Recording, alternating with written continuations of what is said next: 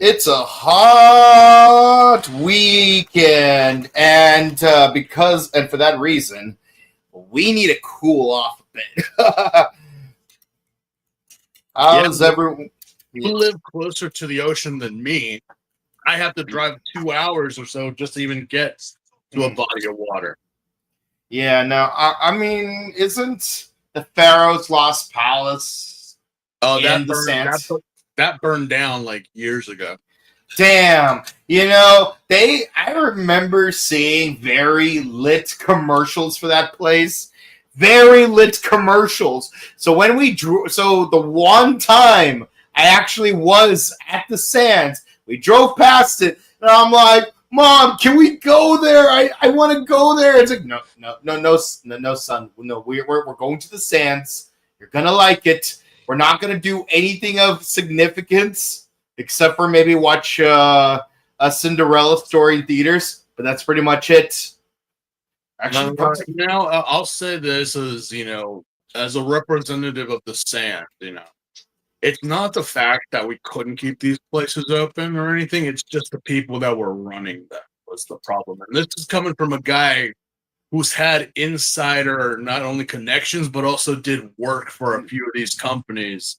Yeah. And I got to tell you, I know that they mostly hired kids, but again, the people who ran it were really the most immature and most irresponsible. But of course, you always put the blame on the youth because you don't want to take responsibility. So fuck you. Mm-hmm. Yes. Well, we're not here to talk about work. We're not here to talk about school. We're not here to talk about law and order. We're here to review about greed. Yeah, we're here to chill while we talk about greed. The kind of greed that tears down water parks because politicians are corrupt. That's right. We're here to talk about episodes 21 through 24 of Kamen Rider OOOs. Yeah. Honestly, well, let us address something right now. We are saying goodbye this week to Gavu. Unfortunately. I have followed the Stomach family's Instas, and they have posted, I think, Miss Kawasaki, who played the brother, she posted her along with her sister, and they finally said goodbye. Of course, our goth Dami mommy about I think a month ago had given her goodbye. So at our geeky brother, geeky kind of strangely attractive K-pop looking brother. That's Silapros Grants of the family. Yeah. And then the dad and everyone. It was just and then I was like, man, that sucks. I really like these people. I really did. But they'll still be around in our dreams. Yeah. Hopefully they'll come back. Hopefully, they make cameos again. But I literally just saw the final episode right before starting this podcast, and yes, I already made the thumbnail for it and everything. Stay tuned to watch us on Wednesday and whatnot. But we're not here to talk about the end of the new, but rather the culmination of the old. Again, within these episodes and within this timeline, we're also saying goodbye to a past series as well. And hello to a new series. We'll get to that in a moment. Mm-hmm. But we just cannot get away from a certain superhero, can we? No. I know that this show is to archive every single version of said hero, but we have just been we've been pulling strikes. We left one rider, but we keep knocking the door, hey, remember me? This wouldn't be here. Yeah. It's like this. We discuss Gaim, and then there he is. Then we do X. There he is. Then we go to his own season. There it is for 98 episodes. Then we jump ahead a little bit because of a certain anniversary film, and well, no questions asked. There he is. But then we go back a little, well, both forward and back at the same time a little bit, and there he is. Not just again. This is like what, the second or third time that he has appeared and not as a hero. It's like always had a thing for just, let's just give the finger to Ichigo, because we've had Core, which the less we say about Core, the better, honestly, in my opinion. And now we have Yami. Yami. But yeah. And then next week, we're going back to 1971 again. Isn't this around the time that the Kamen Rider girls were making their debut? Yes, it is actually. It's actually for the upcoming movie of our review series. That's they made that thing where like, oh, they're wearing the O's and W and Kiva and Deno and Ichigo belts. I don't remember the exact belt combination that they did, but like, let's be honest, there were 5 of them. Let's just take 5 random girls from AKB48 and just doll them up and give them some CSM belts before CSM was even a thing. Yeah. And then just like raise the beats per minute of some classic 1970s songs. I've been Semaru Shoka Jingoku no Gunda Wanana Kuro Ikage Sekai no Heiwa wa Mamoru Tame. I'm like, no, please, no. Look, honestly, I'm gonna be, that was the first ever time that I ever heard the original Ichigo song. So I kind of thought it was boppy. It was kind of catchy. Mm-hmm. And again, I was like, wait, so someone told me that it was the original Ichigo theme. And I'm like, oh, okay. So I did get and hear a lot of crap from people that they were like, you're bastardizing that song. And I'm like, I've never heard the original song like at this point in time. And I'm kind of new to the fandom. So to that person who kind of gave me tood for like, this was like my first time ever hearing it, because I'm like, okay, so you have possibly seen every Kamen Rider series up to now, as you say. Yeah, for me, first time I heard Let's Go Rider Kick, believe it or not, wasn't when I watched Kabuto or when I watched Deno. Maybe towards the end of when I watched Kiva. But it was the live stage version where Fujioka Sensei himself sang the song, and this was definitely during the Heisei era, because he's already like older, his hair is shorter and stuff.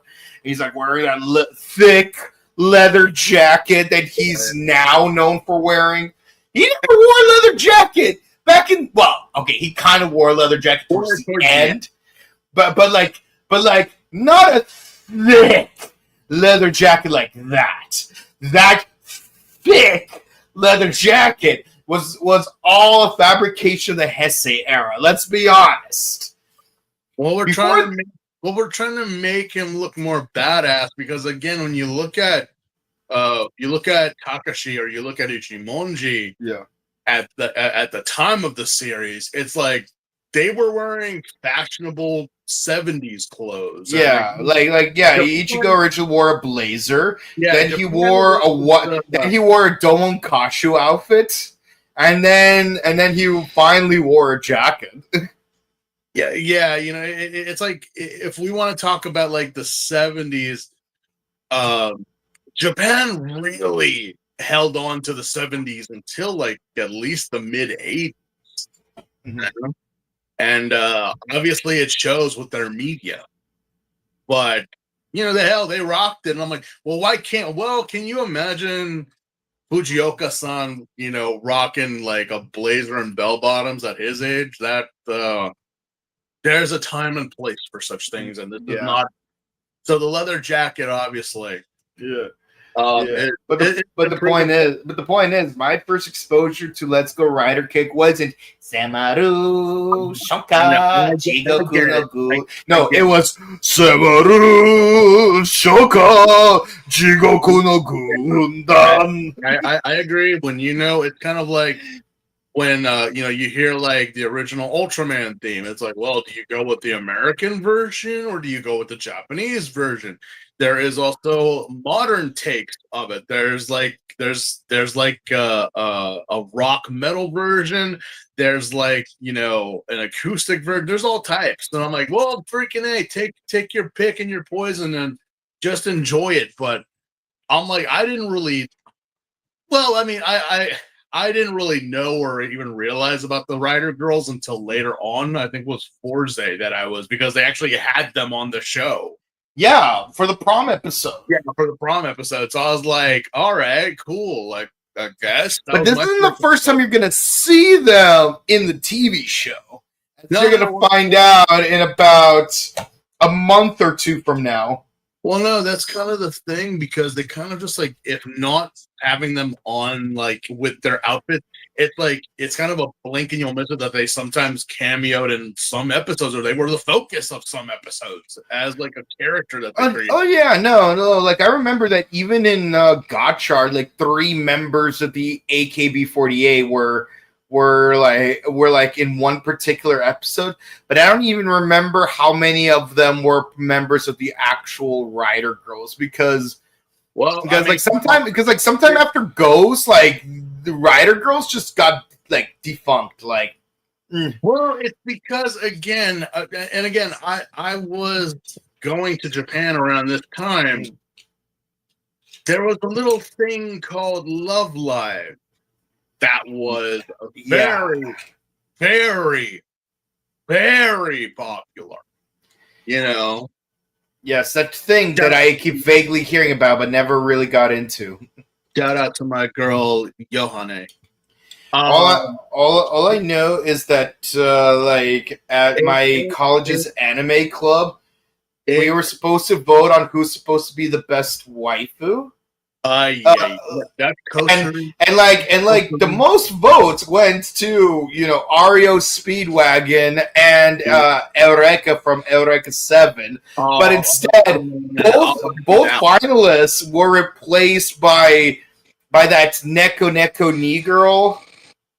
Gee, I wonder why. I like to imagine that there was political corruption. Maybe Russia got involved in the anime club election.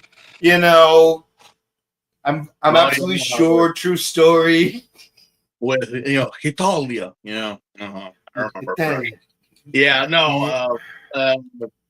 Again, we've been getting involved. It's kind of the same thing with cells at work. Like how some doctors and historians actually like this show's actually spouting some truth about the human body or history among them. Like, damn, really? Well, okay, that's good. At least we're being honest here with what we're doing. Yeah, but I remember there was like this like spin-off of Cells That Work, where there's like these white blood cells that were like part of like this like special forces squad, and like one particular white blood cell was designed in a very particular way, and I'm like, if anyone gives you crap about the design about that particular white blood cell, just tell them.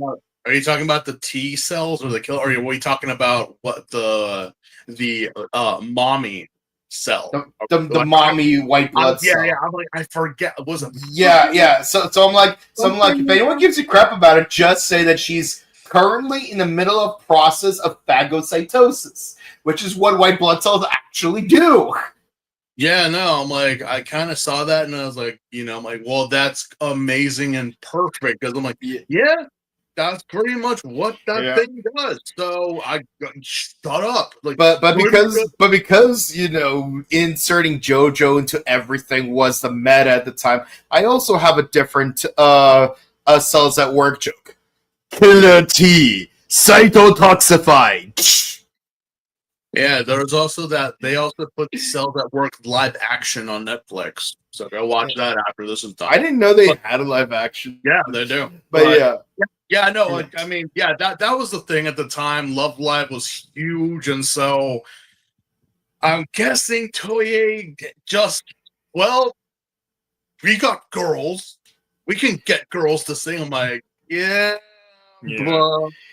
Yeah, but what's really interesting is that, like, as far as like revisiting old show season theme songs, they only got as far as Tatakai V3, Akai akai akai kamen no V3 double typhoon inochi no Peruto. Yeah, but like, where's our boy Kamen Rider X? Why are they not going?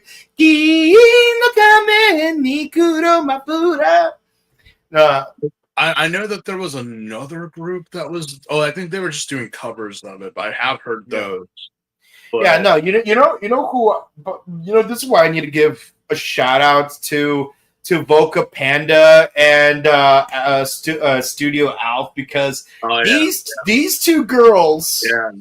A bunch of other YouTubers, but mainly these two girls, because those are the ones that I revisit the most. I love them. I'm serious. I'm like, how come like World Heroes or like PMC has not brought them, invited them to do a concert or something? Like, seriously, Alf and Voca Panda. Like, for Voca Panda, I love her rendition of Black RX. Yeah, that one was like, yes. And then I think both of them did Ryu Soul, and those were pretty good. Although Alf has done a lot more, like she's done Gokaiger, she's done Power Ranger, Deca Ranger, and she's made Korean covers on top of that. She's made Korean covers. Hell, when the Olympics were happening in Japan, she actually did Fly the Skies from Mobile Fighter G. Oh my god, I love Mobile Fighter G Gundam. Yeah, the sky. So I was just like, if a certain world event didn't happen, I swear, you know what? Japan needs to redo. They really need to redo it again, because what we got, I'm like, this could have been the most amazing opening ceremonies. And honestly, you know what really upset me about the 21 Olympics is that in the closing ceremony, okay, so like they had to move it down a year for obvious reasons. But the year they moved it to happens to be on the 50th anniversary of a certain TV show. And then a certain ska orchestra did a theme song on the 50th anniversary season of that show. But when they came to perform at the Olympics, they didn't do their own song. They just did a cover of Gorenge Belisa. Yeah, no, I know. We got cheated out of. We got cheated. Like, can you imagine? Like, if they like you got the closing ceremony and they're like, "Almighty, Honi kakareta, chie to yuki wo tsukande. Almighty, shinjita hou wa ugokaseru sa mirai." Yeah, no, we got cheated out of that. But again, that was, to go back to the point, that goes back to our main point of the topic, that is what was going on at the time of 2010 and 2011. A lot of idols and a lot of Ichigo love, which we are going to get and then you had to have that obligatory crossover with Rider Chips when that crossover movie comes out. We'll go into it when we get to Forza, just so we're clear. When we get to Forza, we will discuss that musical crossover which rivals We Are the World, Japanese edition. I was not a fan of that one at all, seriously, but okay. Well, the movie or the song? Both. Other than the net like specials that they did for Hero Tyson and all that stuff, Not impressed. Not impressed at all. But yes, we are a go. So, but we are brothers. Kanjiro Kai. I did Kitoritsu Yoruzu Naijo Netsu. I did not in any way, shape, or form enjoy either one. So I was like, we did break the world record for suit actors and all that stuff, but was like none of it was, in my opinion, good or even worth watching or rewatching. See, I've never seen Tyson Z. I'm gonna be honest with you. I've never seen Tyson Z. Don't. Yeah. The part of the reason why I didn't bother with Tyson Z is, aside from being just overwhelmed by the fact that metal heroes are a thing now, more prominently, it is part of the problem is the fact that I fell behind on Go Busters. Like, I needed to take a break around episode 24, I'd say. I mean, I came back and finished it later on, but I definitely was not into a Kyoji. I know, controversial take. I just could not get into Kyoji. Like 12 episodes. Yeah, 12 episodes in. I just 14 episodes. 14 episodes in. That Soji focused episode with the high school girl. Yeah, no, it's like I just could not get into it. I tried, guys. I tried. Could not get into it. To its credit, that's 2 episodes more than Go Sager.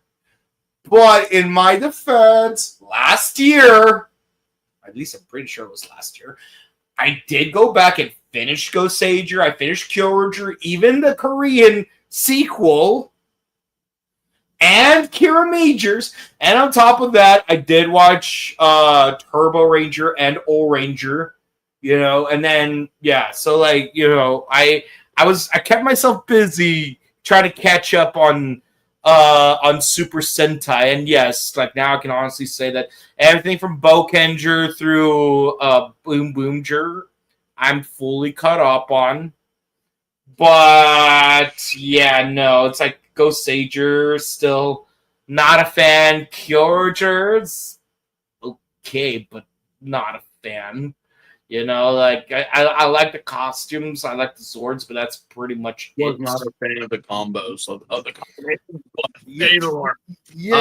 It's like I know a lot of people love Kyoger. I know for a lot of people it's their most favorite Sentai aside from Go Kaiger, but I'm not one of those people. I'm sorry.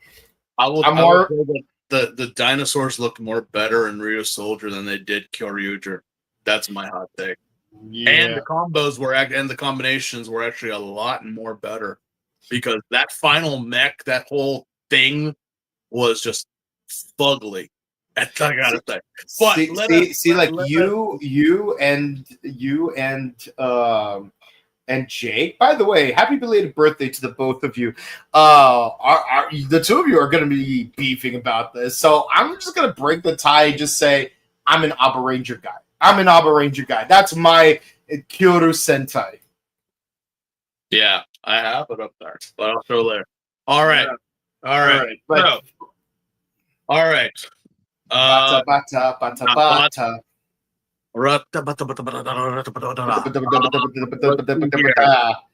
The first of this review episode is A Grasshopper, Father and Son, and the Ally of Justice.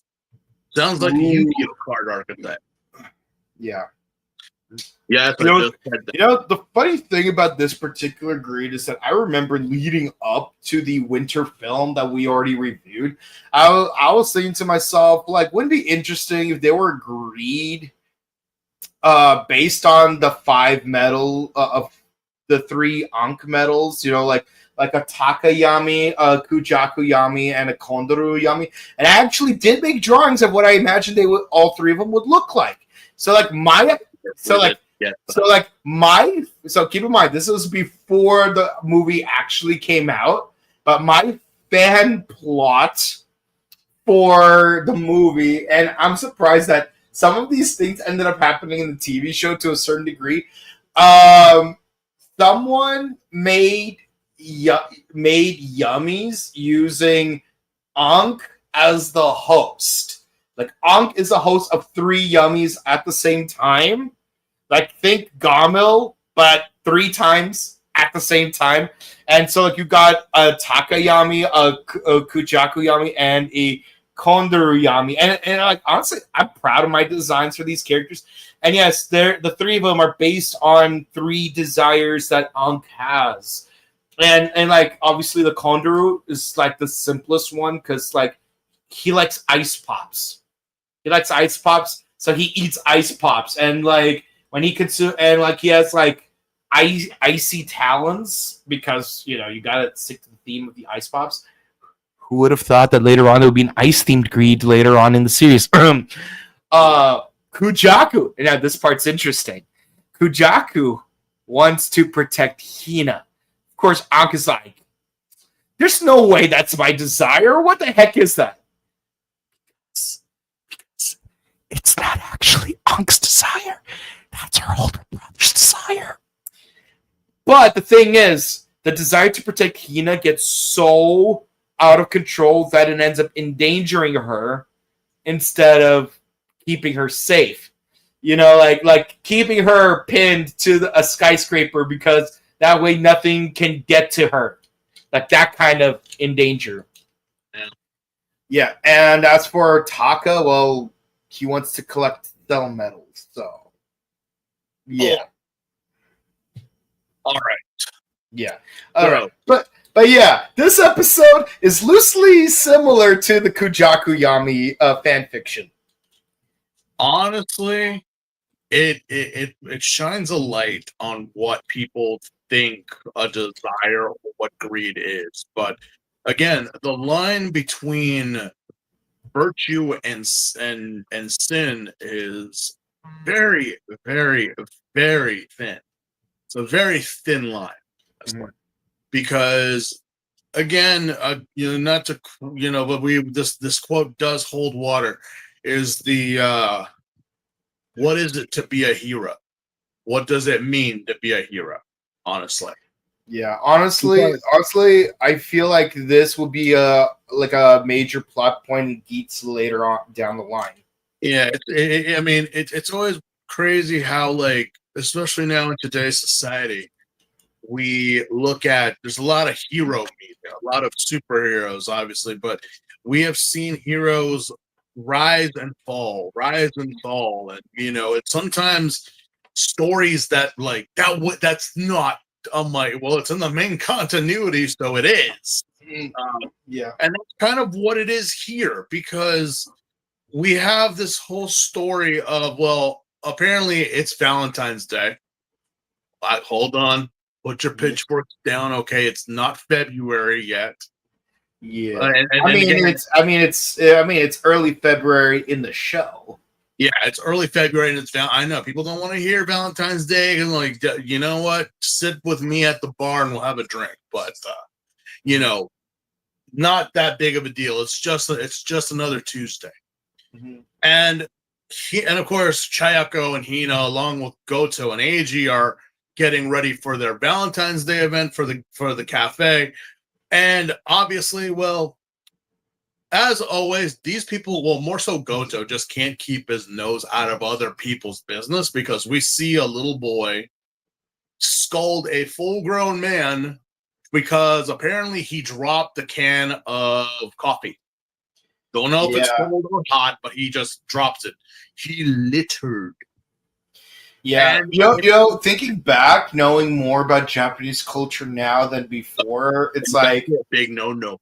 It's like see, like I know more about Japanese culture now compared to 2011 because, I mean, obviously, like you got to do something in a 14-year period since the original airing of the episode.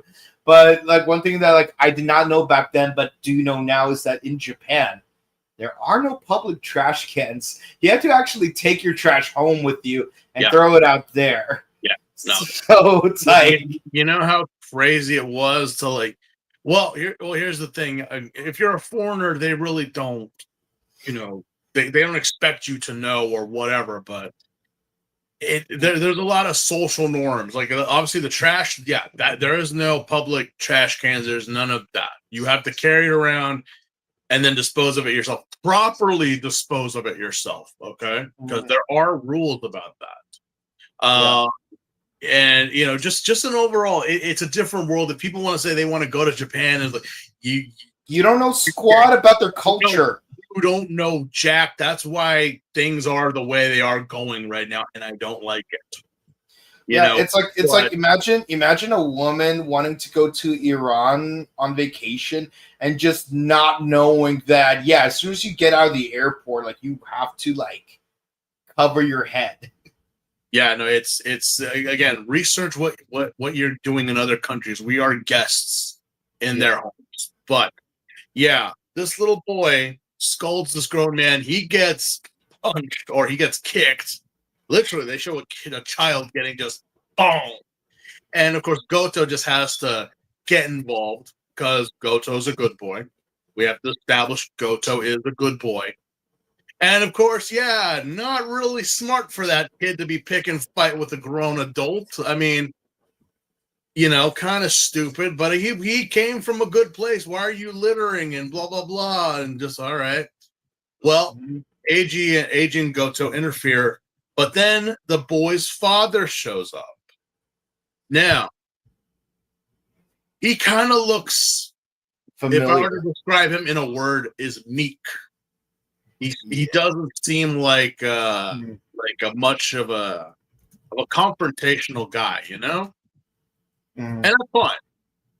But it seems that his kid has this crazy idea about we cannot forgive bad guys. In all honesty, you shouldn't. But it kind of seems like the kid is has a very black and white view of good and evil, which as a kid would. When a kid has such a like for a kid to have like this basic black and white view of good versus evil, that's normal. As you age, you start to understand nuances and find out that good and evil has a whole gradient of grays.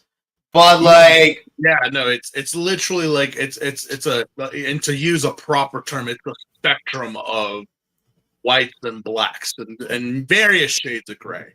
But and you also have to factor in three things. What's it called? Means, ends, and intent. How, like, why are you doing it? How are you doing it? And what are you trying to get done? Like, you have to factor in all three of these things. You know, kind of like core metals. You know, what, why, and how.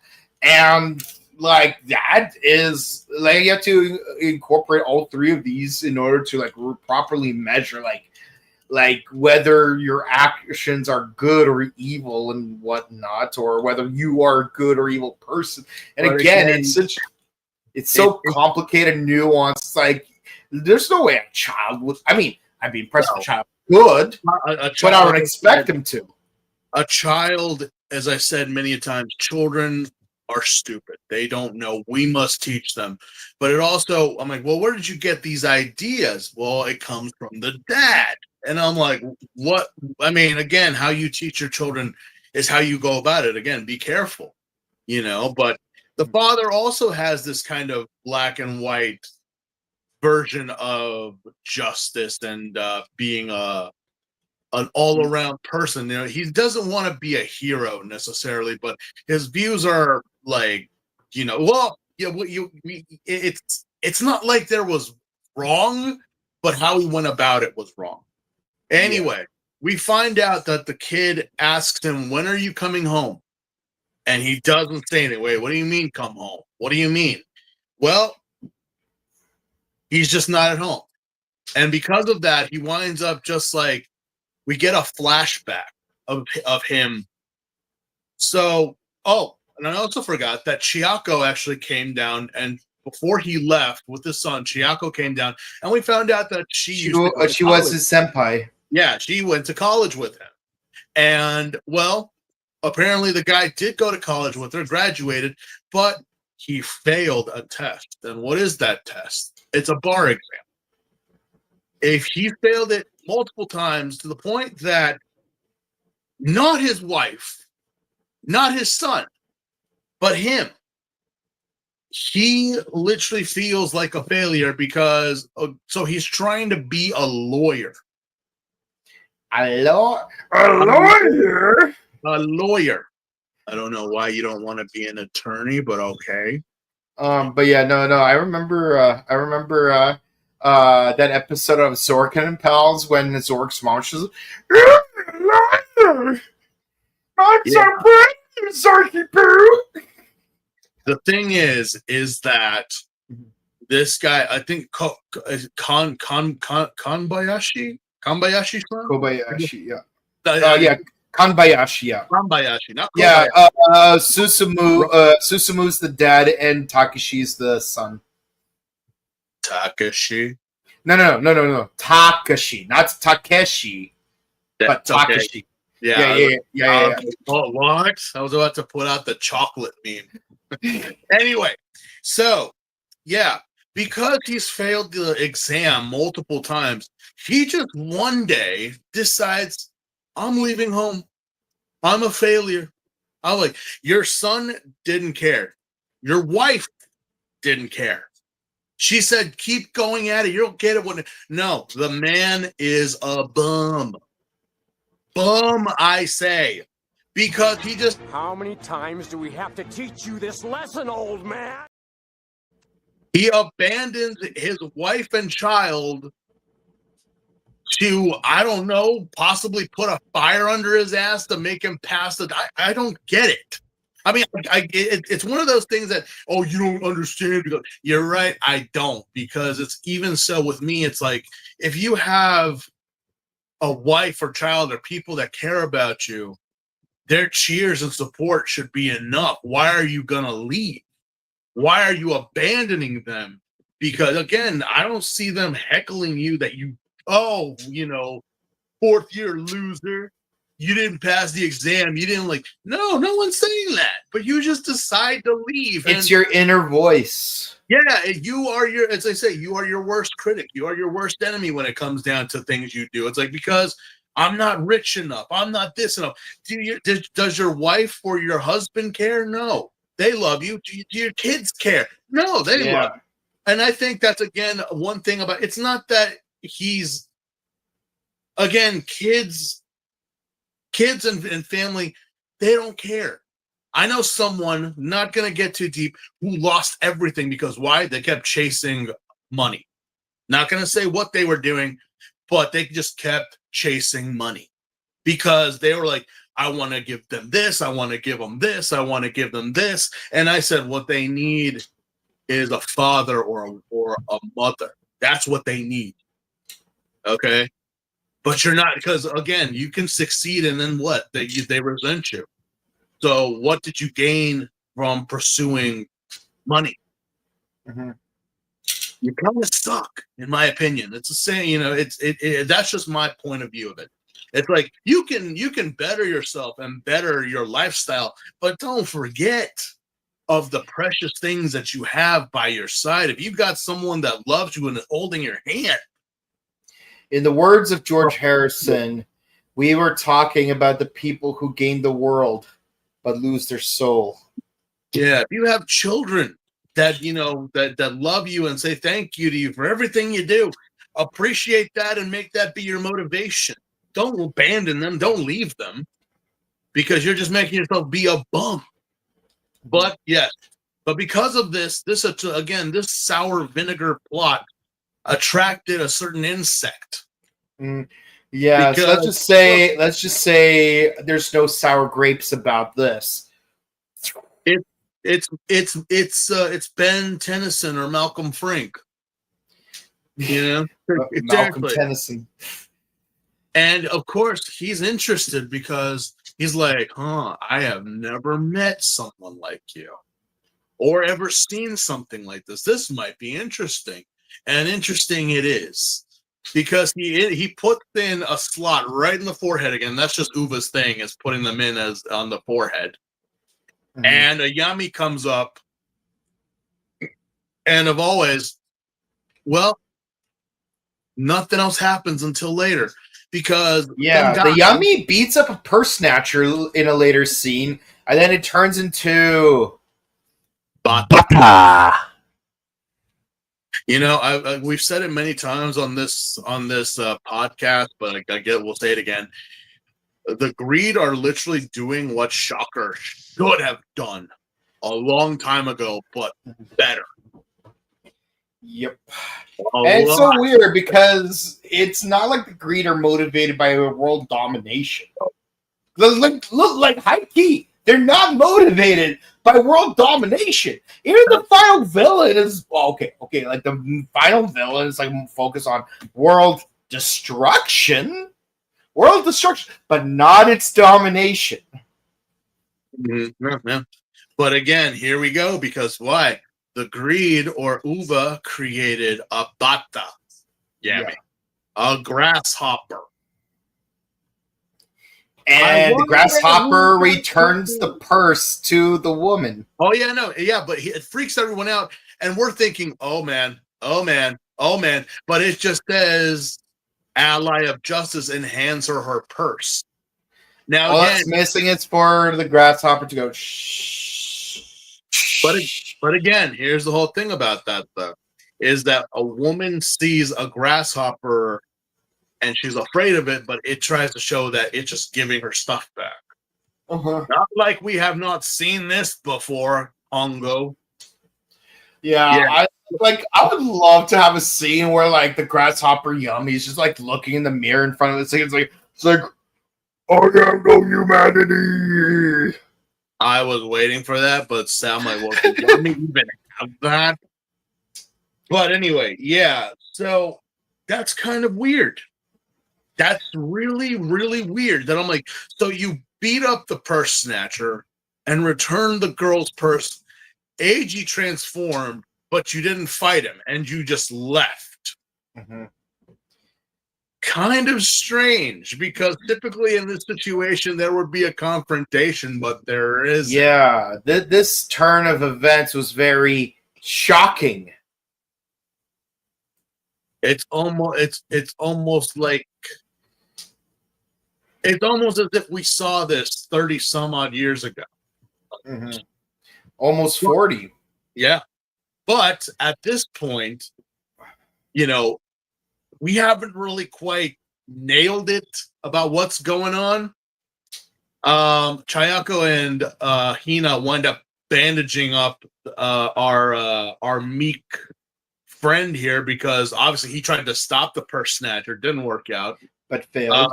And AG and Ankh are like, but should we even try to intervene with this Greed? With this Yami, because it is acting benevolently. It did do a service. It did stop the purse snatcher, and it's just so it's really interesting is that in this first half of this two-part the first half of this episode of a two-part episode, like you have to really ask yourself as an audience member, it's like, now typically the Greed that were born from the Yummies that were born from their hosts, they're typically like very destructive in some way, like some form of selfishness, some form of avarice, something destructive.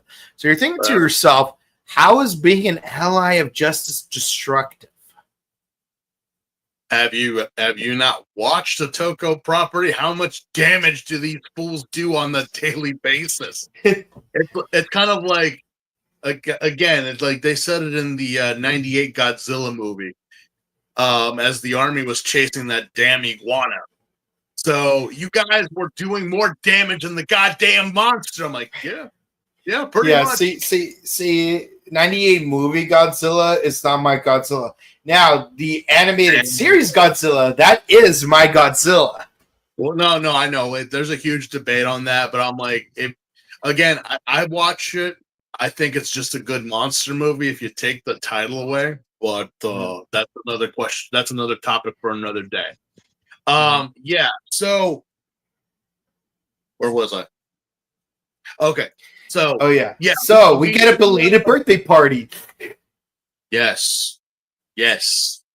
Goto-kun, Goto-kun, Goto-kun. Just kidding.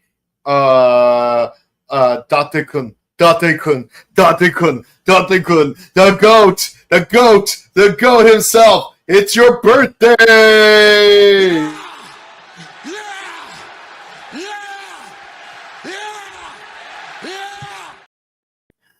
Yeah. But Akira manages to bypass something that Goto-kun couldn't. Yeah, I appreciate the cake, but I don't like sweets. I gotta stay fit for greed busting. He literally like puts the cake down by best girl Erika as she's counting core metal or cell medals. Cell medals, yeah. Yeah, just to like, you got any Odin? And I don't She's know like, if he actually went to go get him a pot, but she just storms off as Kogami looked at him like, what? Like, yeah, no, I mean, I did not get a cake for my birthday, but I would have appreciated one. Yeah. I'll probably get one for myself later. Yeah, but, I am not an Odin guy, but I would definitely love some soba. I would like, I mean, yeah, I know some Odin sounds good, but strawberry shortcake does sound better. So, yeah. As long as there aren't 4 pieces. Yeah. So, after that, we get this whole other montage about, well, I think the guy, you know, our meek friend finally realizes what's going on. Yeah, the Yummy is beating up everyone that he doesn't like for the most pettiest of reasons. Oh, skateboarding and no skateboards. Oh, by the way, I love how like on the CW, like they used to have these bumpers of like things people do in LA, and just like, and like one of the bumpers was like a guy illegally skateboarding and openly admitting that he's illegally skateboarding. It's like, yeah, I'm skateboarding till the cops show up. This is my LA. Yeah. I'm like, bro, did you just admit to committing a crime on public television and now it's being used as a bumper? Yeah, that's the thing, because this guy just kind of sees the world again very black and white. If you're doing anything how immature, that immature or even like that is slightly disturbing the peace and any small infraction. Yeah, you're right. Maybe if a girl's not into you, leave her alone. Again, why the fuck would some if you're blasting a boombox in a public space and there's no one else around in that public space? Why did that jackass bump into that old lady and just said, "Get out of my way," and just left her to pick up her stuff? You know, I'm like, well, yeah. I mean, imagine like they find a 12-year-old kid having a lemonade stand outside their house without a permit. Well, that'd only be in America. I don't know if kids actually do that in Japan. Yeah, but imagine if the show was in America, then that totally would have happened. That would have been a thing that happened. Yeah, so basically this Yummy is feeds off of Karen energy. Yeah, it is literally a Karen. 100% a Karen. But yeah, so he finally realizes that what I think then it'll do, because it beats up the skateboarder, beats up like the kid that bumped into the old lady, the freaking creep, and then here comes a situation where a bunch of like punks are blasting in a Scion of all things. Ew. Just blasting music, and I don't know. Again, people say that they don't really seem to bother, but he tries to confront them, only for the grasshopper Yami to show up and start kicking ass, and actually threw one of the guys into the speakers. So, yeah. And also, the Yami actually threw one of the guys down the stairs, and you actually see him hit a metal pole, and he goes limp. Yeah, like he goes full John Wick.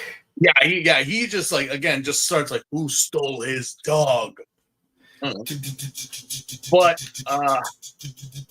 yeah, but apparently it's that whole dichotomy of good and evil that the show loves to cram down our throats from time to time.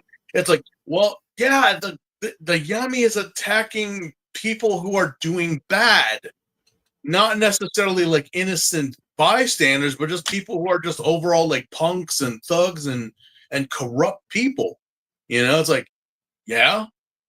So it's kind of it's a very like vigilante way of going about it, but at the same time, it's like technically he's not doing anything wrong by a black and white standard.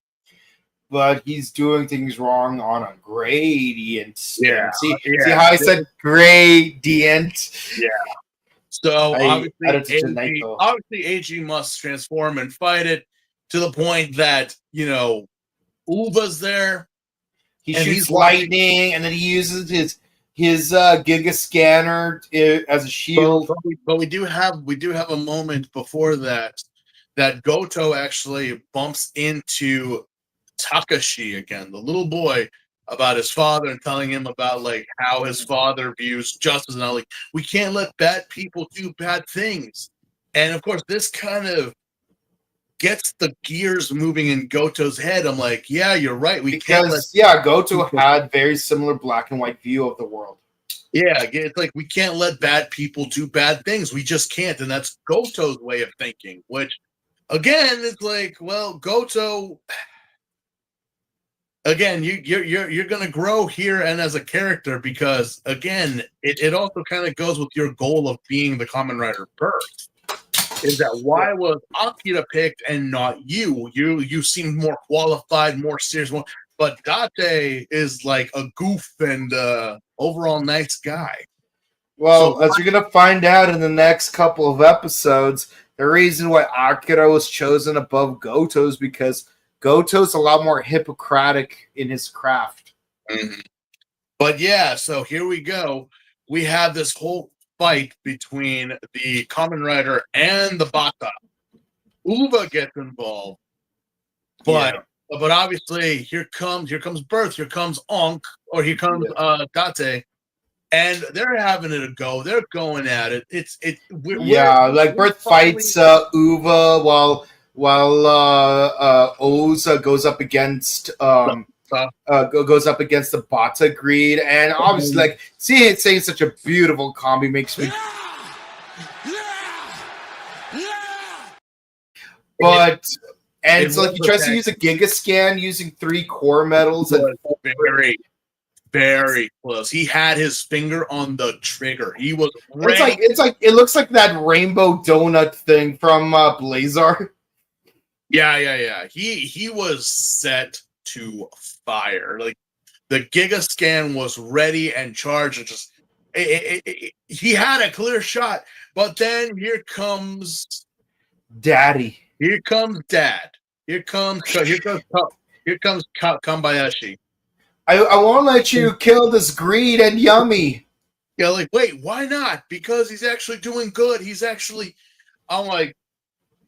He's got age. He kind of got you there, man, and I'm kind of at the same time like at the crossroads of agreeing with him that he hasn't hurt any innocent people. He's just gone after the punks, the thugs, and the corruption. But part of the problem is, and this is me speaking as someone who has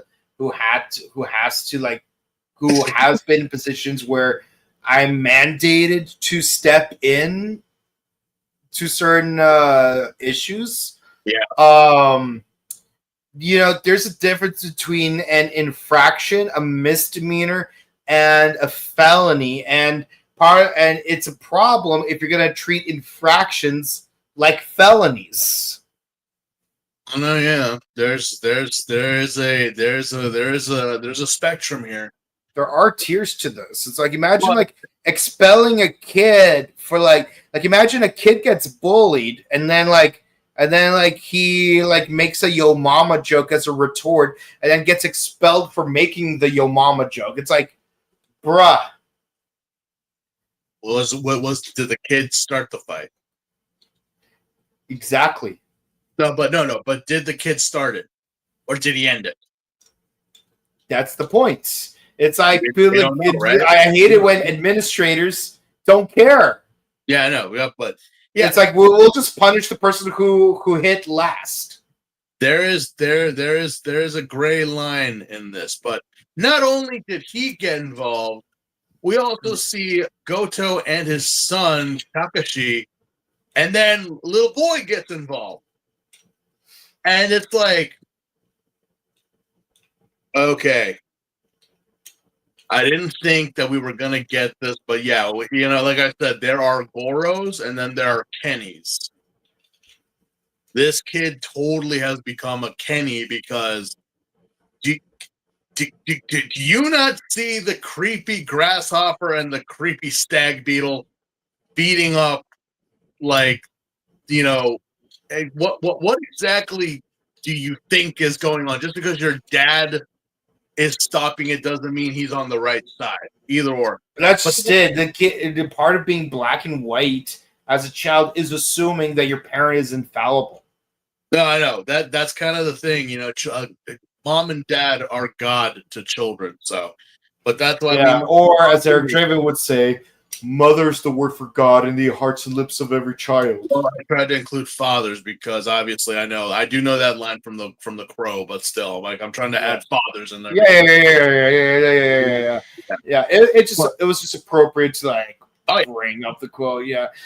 But yeah, no, it's like, and what's crazy is that like now daddy's just like taking his son by the hand, going to like the bases of mobs so that Bata could beat up the mobsters. And you know what really sickens me is I don't like it comes up in both episodes. But what really sickens me is when every time when Bata like beats up a delinquent, no matter again, regardless if it's an infraction or a felony, it's like every time a delinquent gets beat up by Bata, the dad's like, "Yes, this is my power of justice." I'm like, this is not your power. You're not doing anything. Are you trying to pull off a light Yagami moment here, like writing the notebook while eating potato chips? I mean, that's basically what he's doing. I was like, this guy's trying to have a fucking Yagami moment here. He's eating the chips while doing his homework. I'm like, no. Oh, hell no. No. But here's the thing, though. You, Kambayashi, you actually realized what you were doing later on. As for Light, and I'll say, go fuck yourself, Light. Mm-hmm. Okay, I actually do have the books. I was reading it when it was being published. I inherited these books from a friend of mine, and I was like, I even have the black edition because that way I have 6. I don't care. I know, I understand, but I was waiting for the day that he died, because that's the one I'm like, there's very few series that we actually are cheering for our protagonist to die. Our protagonist, ladies and gentlemen. And there were people who cheered for his death, where it's like, but Light, he's the hero. No, he's not. I understand and I get it. And I'm like, you know what? Yes, but you know what?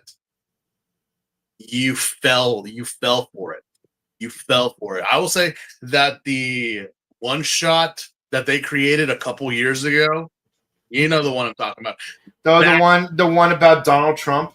Yeah, that was better than what Light has ever done. Because why? Didn't need to be a dick. Say he was God. And he improved the entire national economy of Japan. What did you do, Light? Light. Nothing. Oh, crime went down 10%. Okay. So? People are still shit. The world is still crap. And it's just like, yeah, did anything get better? Well, crime was down 10%. Uh-huh. And how many non-felons did you kill along the way? didn't. You were killing everyone that was getting close to your identity. You weren't. You even got your own dad killed. Granted, you didn't write his name in there yourself, but I know you orchestrated your own father's death. Big fan of Death Note. But Light, you are shit. You are worse than that. All right. But yes, again, Death Note moment. And again, like you said, he was sending Bata to crime syndicates, to corrupt politicians, to just all like, yeah, pretty much what anyone would do if they had that type of ability. Attack the rich and corrupt. Mm-hmm. But finally realizing for some reason that what you're doing is not right. Because what exactly are you doing? You're killing people. You're doing, yeah, but he's killing the people that were giving it to the common man. Politicians, gangsters, mobsters, whatever. It's but what sickens me about it is the fact that he's not saying, "Oh, Bata is executing justice." No, he's saying, "I am executing justice." Yeah. You're not doing squat. You're not doing jack. You want to know? It's the same thing with Light. You weren't doing nothing. It was all Ryuk. It was all you planned it, but it was because you focused on others to do it, not yourself. And look what happened when it came down just to you. You failed. Mm-hmm. You failed, just like this guy, because you realize you're becoming the thugs and delinquents that you're trying to stop. Because Bata even Ryuk himself said it poignantly. And what do you think was going to happen when you finally kill all the evil people on Earth? Then you will be the most evil person on Earth. Mm-hmm. Yeah. Again, I understand the logic. And I was a supporter, but as a supporter of the idea, not the person. Yeah. The idea, not the person. Because I'm like, mm-hmm. And again, that's why I said the one shot years ago. That's better. Again, this goes back to motive, means, ends. Yeah, because again, in this same episode, we also find that he does start to take a moment of realization of what he's doing, and the fact that and Goto has starts to take a moment because like he and Ung are having like a discussion. It's like if he's fighting criminals and enforcing justice, should we even fight him to begin with? And then it's like yeah, but here's the thing though. He's still being violent and causing destruction. Sooner or later, things will escalate. Things will get more dangerous. Yeah. I mean, you're going after Yakuza and corrupt politicians. You don't think the cops or the SWAT or special forces won't get called on you? I mean, obviously they're not going to. And you have your son with you. Yeah. Obviously, nothing is going to happen to the Yami. Because modern weapons don't hurt them, but you, on the other hand, and what should happen if like your son has an epiphany before you do, tries to stop you, and then out of anger you end up backhanding your own son? What do you think is going to happen? Your own Yummy will come after you, or worse, if your child tries to get into your way of justice, are you going to tell your son that you are not siding with justice? Is that going to make your son a target for the Yummy? Yeah, pretty much. It's, again, very, very messed up situation we're in here right now. Mm-hmm. Yeah. But, yeah, what winds up happening is Uva tries to kidnap. Uva actually kidnap his kid. Yeah. Because he's like... And it's like... Now, move, and the kid dies. So, you mean Malcolm Fink Tennyson is the bad guy? But earlier on, he was saying like, "Oh, your daddy's the good guy. Like you should believe in your own daddy." Again, it's that whole thing of it's all from a certain point of view. Because from a certain point of view, Uba gave him gave him that choice, and that he didn't really give him a choice. It's like, I will do it, and to him this is a win situation, not realizing what you were doing.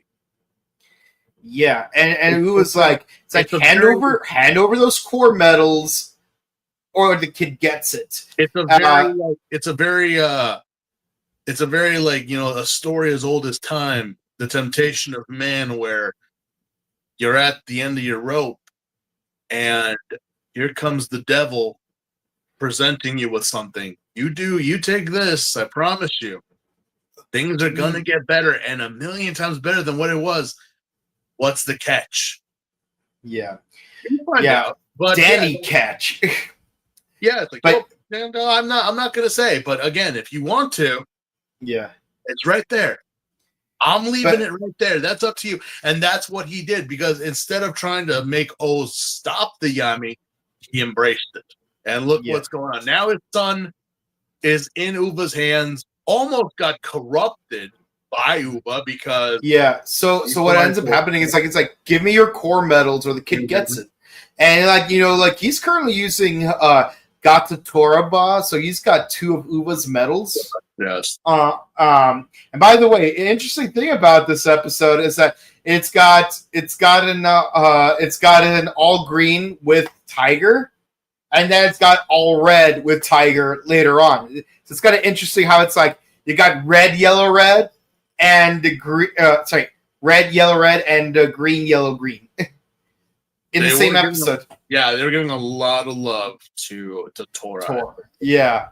But it's like AG gets like this clever thing going where like he takes out his medals. He has like a Kujaku Candroid behind him. It's like he's like prepared for like he's prepared. It's like, we'll do a mutual exchange. It's like, okay. It's like and he's about to throw the medals and he pushes the kid only to grab him, pull him back. And the moment he sees him pull it back, he's about to throw the Candroid. But Anku, being the idiot that he is, he's like, rocket punch!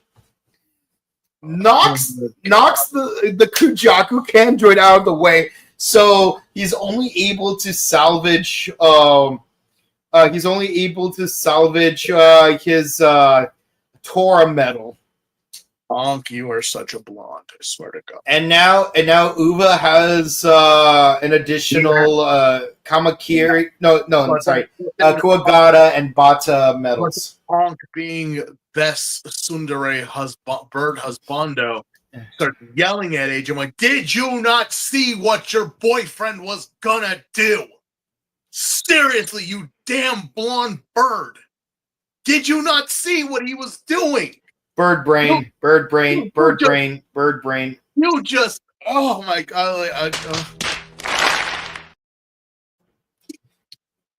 This is your fault, not his. Go to the corner. Not getting head pats or ice pops. Yeah, and Eiichi pulls a Takumi where it's like, instead of just like addressing, they're like, hey, I had a plan. But you messed it up. AG just like doubles down. It's like, listen, between human life and the core medals, I choose human life. Yeah, no, I get you, AG, but at the same time, it's like your damn bird husbando should like really, really read the room, because sheesh. Anyway. Yeah, so obviously we have this whole thing with Uva and the kid, and of course Goto boy shows up and runs interference, and now him and the boy have this conversation about what's going on, and I'm like, kid, you are such a damn Kenny. Do you not realize what the fuck is going on? Do you not realize what's happening? That the grasshopper tried to kill your dad, the damn stag beetle tried to kill you and your dad. And Goto is like trying his darnest to like protect the kid. Yeah, and it's like, and you're looking at Goto and telling him you're trying to help the bad guys. Like, I swear, I give him the backhand, because look, as I said, kids are dumb, kids are stupid. But I'm like, you're not that stupid that you can't read the room, kid. Yeah, Yeah, Come on. so Uva tries to tempt the kid into producing a greed. To, you want to be a hero like your dad, right? You want to save the world, don't you?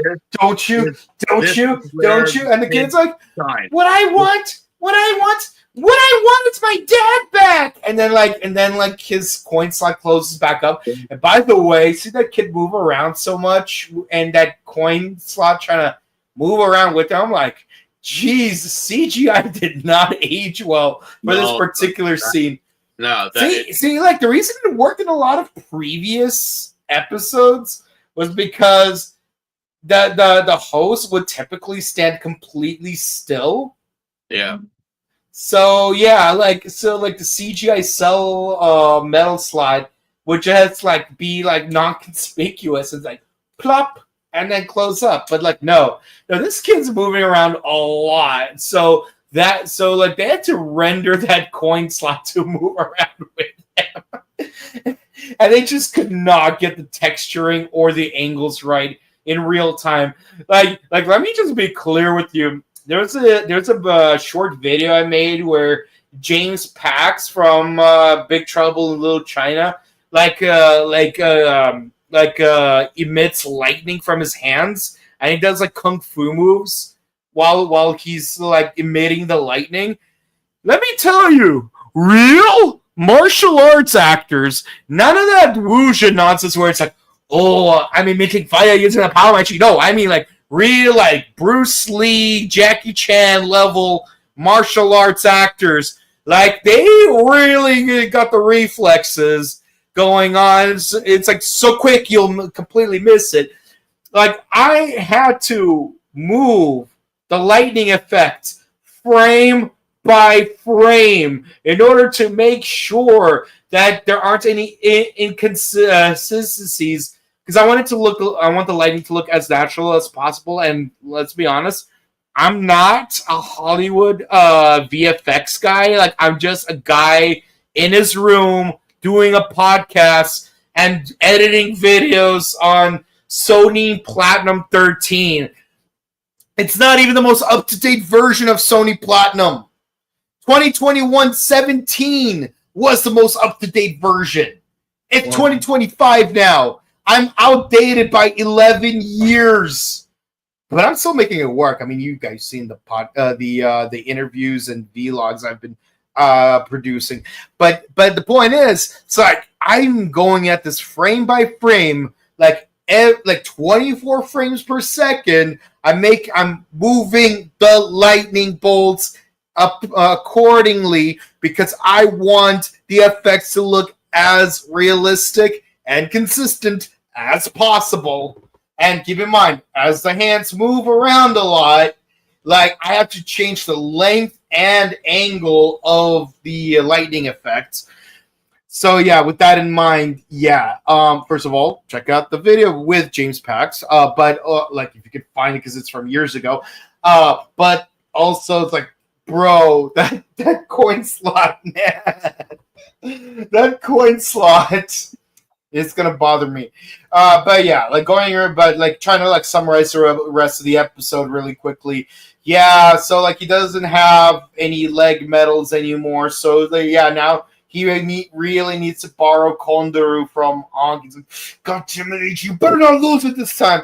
So he becomes Taka Tora Kondoru. He's really cool. He can slash with his hands and with his feet. It's like equipping Bayonetta with Durga for her arms and Odette for her legs. Really cool-ish. And yeah, and we get to a point where Akira uses Crane drill arm in order to drill through Uva. And he does it so thoroughly that it exposes two of his metals, so Ankh is able to rocket punch and pull out a Bata and Shachi.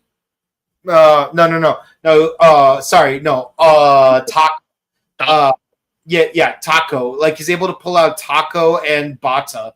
So he has both leg medals now.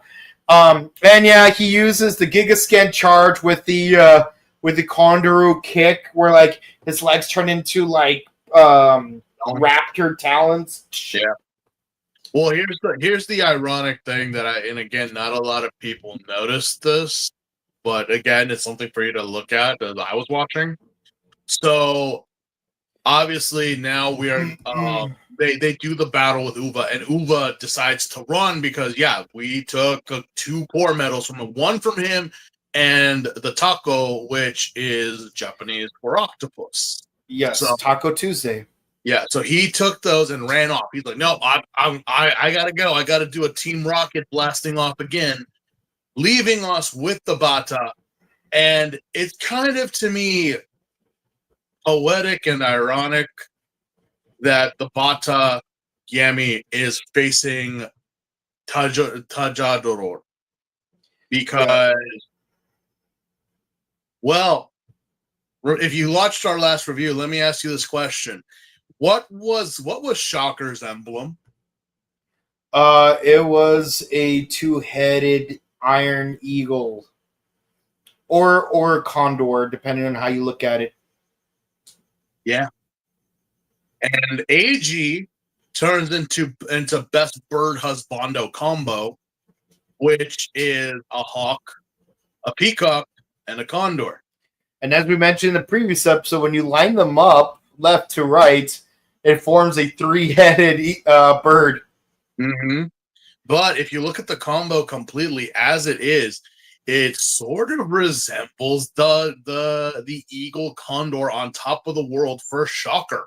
Even to the point where he does the Giga scan and he does his rider kick.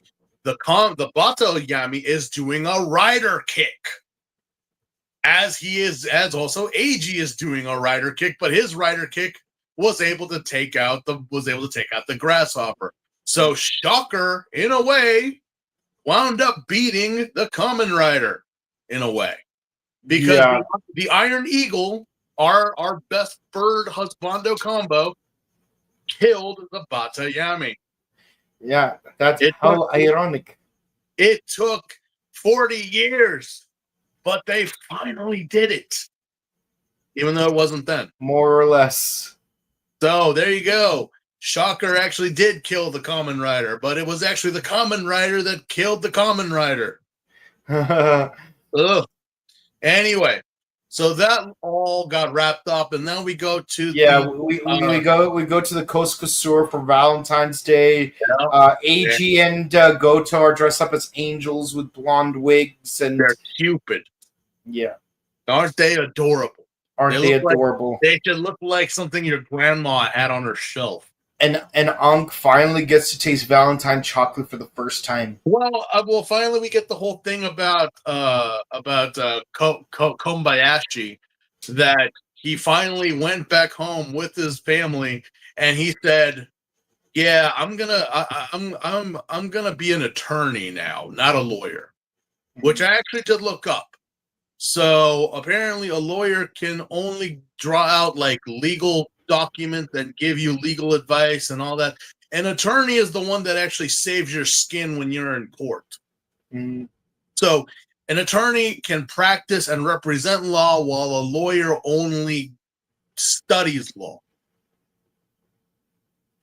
So why the fuck do we always hear on TV or whatever, you'll hear from my lawyer? A lawyer ain't gonna do nothing to you.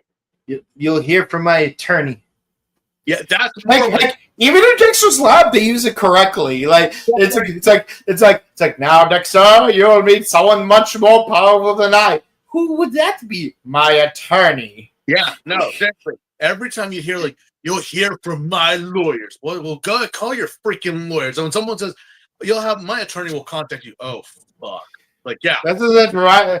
Yeah, it's like, do you know what you learned, Dexter? Not to use material possessions in order to make friends. What? No, it's about copyright infringement. Now you'll meet someone more powerful than I. Who would that be? My attorney. Dun, dun, dun. And tread your own peril, where possible things may happen that the world's never seen before. Lawyer is one thing, but I'm like, when you hear attorney, that's the one you're like. That's the one where the lightning strikes and the horses. And I'm like, the lawyer just is is just a glorified paper pusher. The one that you got to worry about is, although it's crazy how, like, again, looking it up, you got to go through so much crap to be a lawyer than you have to be an attorney. Well, actually, a lawyer can do certain legal things as long as the court is not involved. Like, for example, like say if someone hit you in a hit and run, like you can still hire a lawyer, and the lawyer can make sure that you get your restorations. But when things go to court, but if things ended up going to court, then yeah, you're gonna have to switch gears to an attorney. But the point is, you can still get a lawyer to get that money from, like, for your injury and stuff. If you don't want to go through the court system, but when you do, then you will hire an injury attorney. Yeah, that's when you're like, oh shit, yeah. Wasn't Larry H. Parker an attorney? Yes, he is. Larry H. Parker, attorney at law. They have a 95% success rate, and we'll fight for you. You know what's really funny is I did some unlicensed representation in small claims, because in small claims you can kind of do that. And out of 5 cases that I've represented my clients, I have won all 5 cases. So out of context, I have a higher success percentage than Larry H. Parker. Mm-hmm. Yeah, he has 95% success rate. I have a 100% success rate. Granted, my 100% is from 5 cases, but still. But yeah, no, that's pretty much what happens, and I'm like, good for you, you bum. So stop feeling sorry for yourself. And yeah, Hina gives AG chocolate, but then she gave Onk chocolate. So even though he's a bad bird boy, bad. Also, I loved how in these episodes, Onk was like being a tsundere, but you could also see the whole, like, is he being protective over AG? I think he is. But regardless, yeah, that was what was it? That Episode 22. Yeah, that was Chocolate, Faith, and the Power of Justice. Yes, and just so that we keep count of our medals, from episode 20, there was no change by the end of 21, but at the end of 22, we lose a Kuwagata medal, but gain a Taco medal.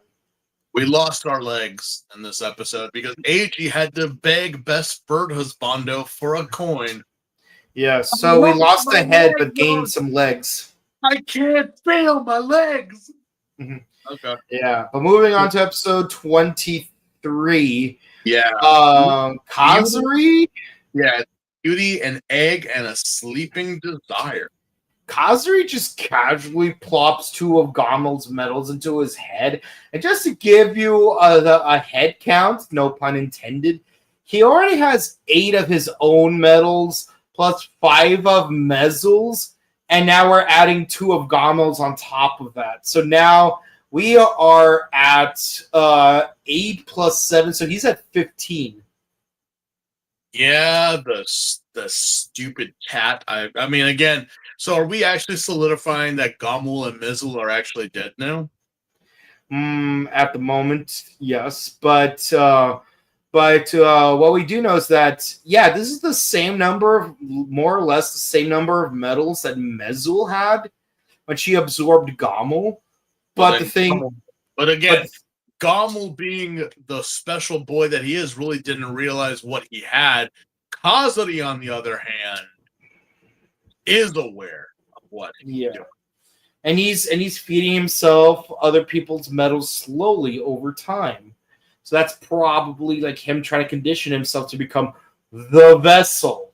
Whatever that is. I don't know, but he knows. Apparently he knows. Yeah. So Kazuri has 2 Shachi medals, 2 Unagi medals, 1 Taco medal. He has 3. He has 3 Lion medals. 1, 2, 3. He has 3 Cheetah medals and 2 Tora medals. And now adding on top of that, he has 1 Psy medal and 1 Gorilla medal for a total of 15. Yeah, this cat is getting fat. He's literally a plump sausage. Garfield looks at him and says, "Damn." But yeah, so we go to the Coast Kasur because today we tell the people to eat cake. Yes, it's cuisine de français a week, and everyone's wearing their they're wearing their best Amadeus revolutionary French outfits, which is not exactly the best time period for France because there's financial problems, there's a famine, a revolt followed by revolution. It's so crazy how whenever the world talks about France, that's all they ever bring up. Ask yourself this, and again, really ask yourself, what has France best known for besides surrendering and Marie Antoinette? Voltaire, René Descartes, Molière, Montaigne. Again, asking for the most common man of any country. If you were like, so what's France really about? What do you know of France? And they'll say Marie Antoinette and surrendering. Also, Arsène Lupin. Well, yeah. And even though this bleeds more into American history, Lafayette.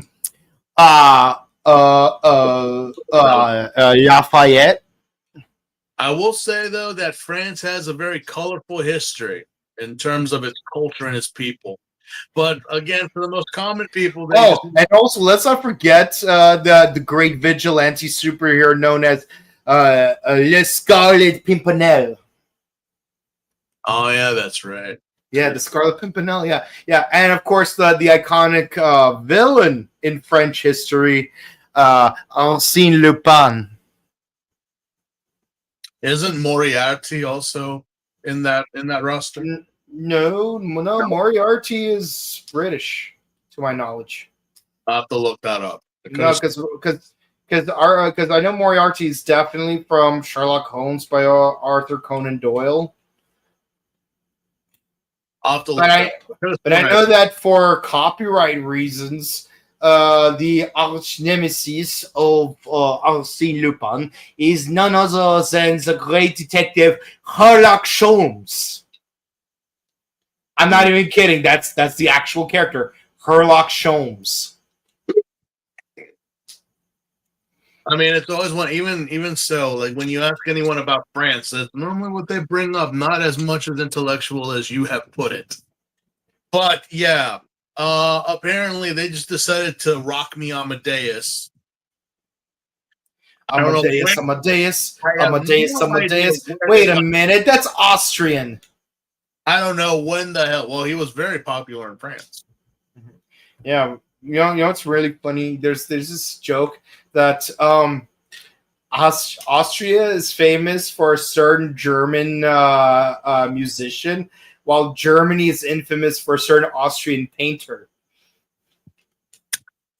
Funny how that works, isn't it?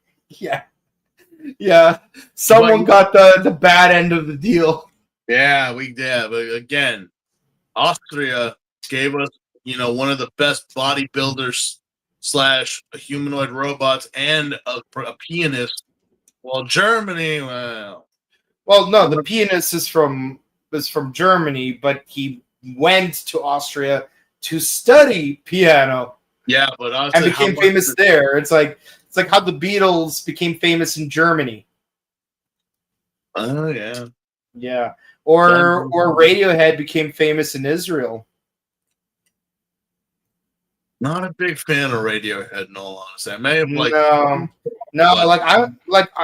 honestly, I really hate that one song. You know why? Because there isn't a single day at my watering hole where they don't play Creep.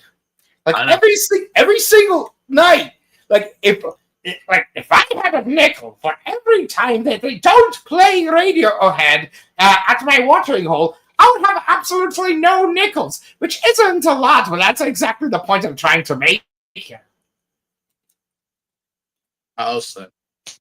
But yeah, what happens next? Apparently our man Akira Date shows up to the Kosuke Shore.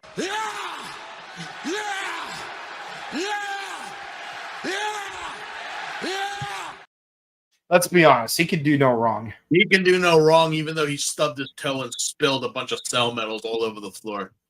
But he does it manly. He does it like a man because he starts picking them up as he not just waiting. So he winds up meeting everyone, Hina, Chaco, and all of them, which will lead into a little trigger event that, well, kind of seems childish at first, will be very, very detrimental later on. But yeah, so what we have in this story, we deal with a cosmetic company. Yes, and so you have the cover girl, and her older sister is basically one of the chemists who makes her the cover girl. Yeah, Yumi and Ray. What is up with this show and so many Rays? I don't know. So yeah, there's an older sister and a younger sister, and apparently one is more beautiful than the other. But here's the thing, though. Just like Night and Day, one of them focuses on beauty and popularity. The other one is very Workaholic. Is very much a bookworm. Is very smart. So it's so basically it's Liv and Maddie. It's Liv and Maddie. It's I've never watched Liv and Maddie. I've only seen like the poster of it on Netflix. But it's obvious, like it's Liv and Maddie.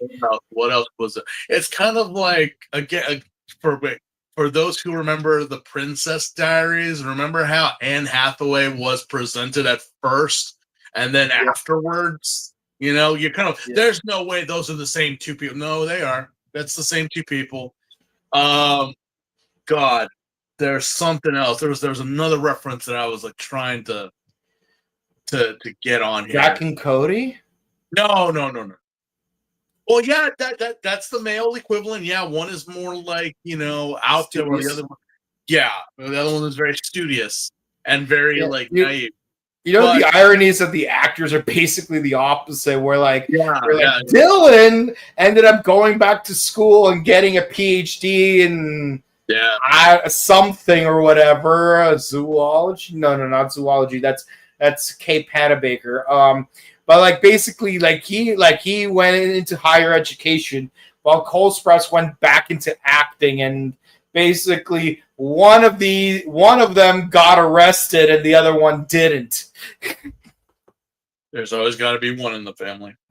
So apparently they're doing interviews, but the thing is that, well, it's pretty bullshit, but again, it is the story.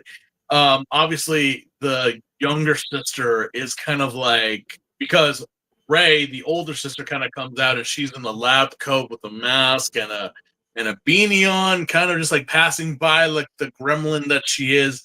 And her younger sister has the audacity to be mad at her as she's passing by with her work that created. It's like, how dare you make me look bad by simply existing within 60 feet of me? Yeah, like, you bitch, you wouldn't have any of this if it wasn't for your sister, because she's the one that makes the products that you sell. You might be the face, but remember, darling, just like any cover girl or any person placed in the front, you could always be replaced.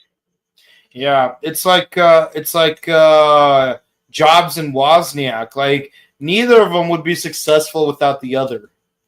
It's kind of like that running joke that we had back in the 2000s, where you would have like the face of MTV, or do you guys remember Fuse? Fuse TV, that was the rival to MTV, where they had the slave to the metal.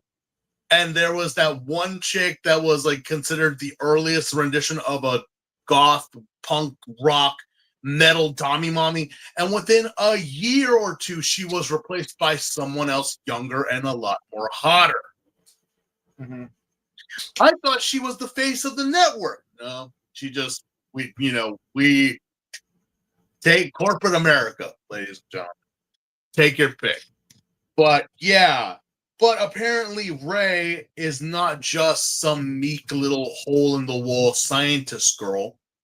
She has a connection with best man Akira Date. Because apparently they used to know each other. And One she day had we're- the hots for him.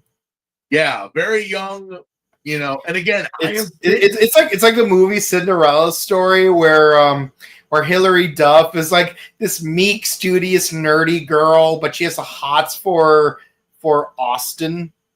I don't remember the actor's name. I just remember his first name was Austin. You know what was also remind? It also remind. What was that movie with a man? Oh, she's the man with the man. Yeah. Oh yeah, Channing Tatum. Yeah.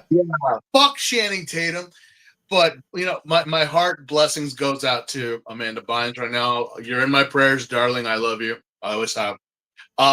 It's kind of like that because it's like, okay, you went to, but you revealed you're actually a very good looking girl. I know that's not the premise of the movie, but again, I have been in those situations where I'm just like, not that I never assume things in relationships or with the opposite sex, but it's kind of crazy how like when we were younger, you didn't say anything. And again, just like I said, if something must be said, it should be said. Okay. And then years later, it's like, I had someone like years ago hug me and I was like, I look at my brother, who's hugging me? I don't know who this is. And then they look at me and like, you really don't remember me. And I'm like, I'm not trying to be rude, darling, but can you? I'm like, it's for the sake of the tale. We'll call her A. Yeah. And I'm like, wait, quiet girl with the glasses sitting in the back of, meek, quiet, always was reading Twilight. Mm-hmm. And I was like, again, I remember her like, hon, you are cute. You are beautiful. I mean, well, beauty standards be damned, but I mean, if you kind of, maybe ditch the baggy look for a minute and try some modern clothes and, comb your hair up, pretty sure. And I was right. You know what's crazy is finding out that Chad and Michael Murray played two different characters, one named Jake Austin from Freaky Friday and the other named Austin Ames from Cinderella Story. Speaking of Jamie, double Austin. Imagine they teamed up Austin and Austin. No, let's not go there. Speaking of Jamie Lee Curtis, love you, Mama. I always knew you still had it. You knew what you were doing. You knew what you were doing with that promo. Yep. Who says that she don't got it? She always has had it, people. Oh yeah, even in Scream Queens, like she still has it. Did we forget about that? Same thing goes with Lindsay Lohan. I know I was there with you guys too, but I'm like, she still got it. Still does. Yeah.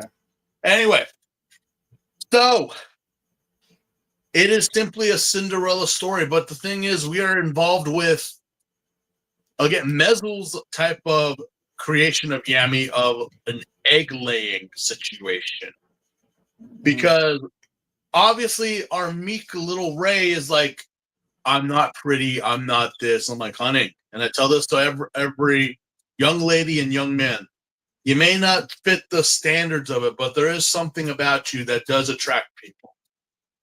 You must take it yourself to cultivate it. You're not going to look like Megan Fox, and fuck Megan Fox, okay?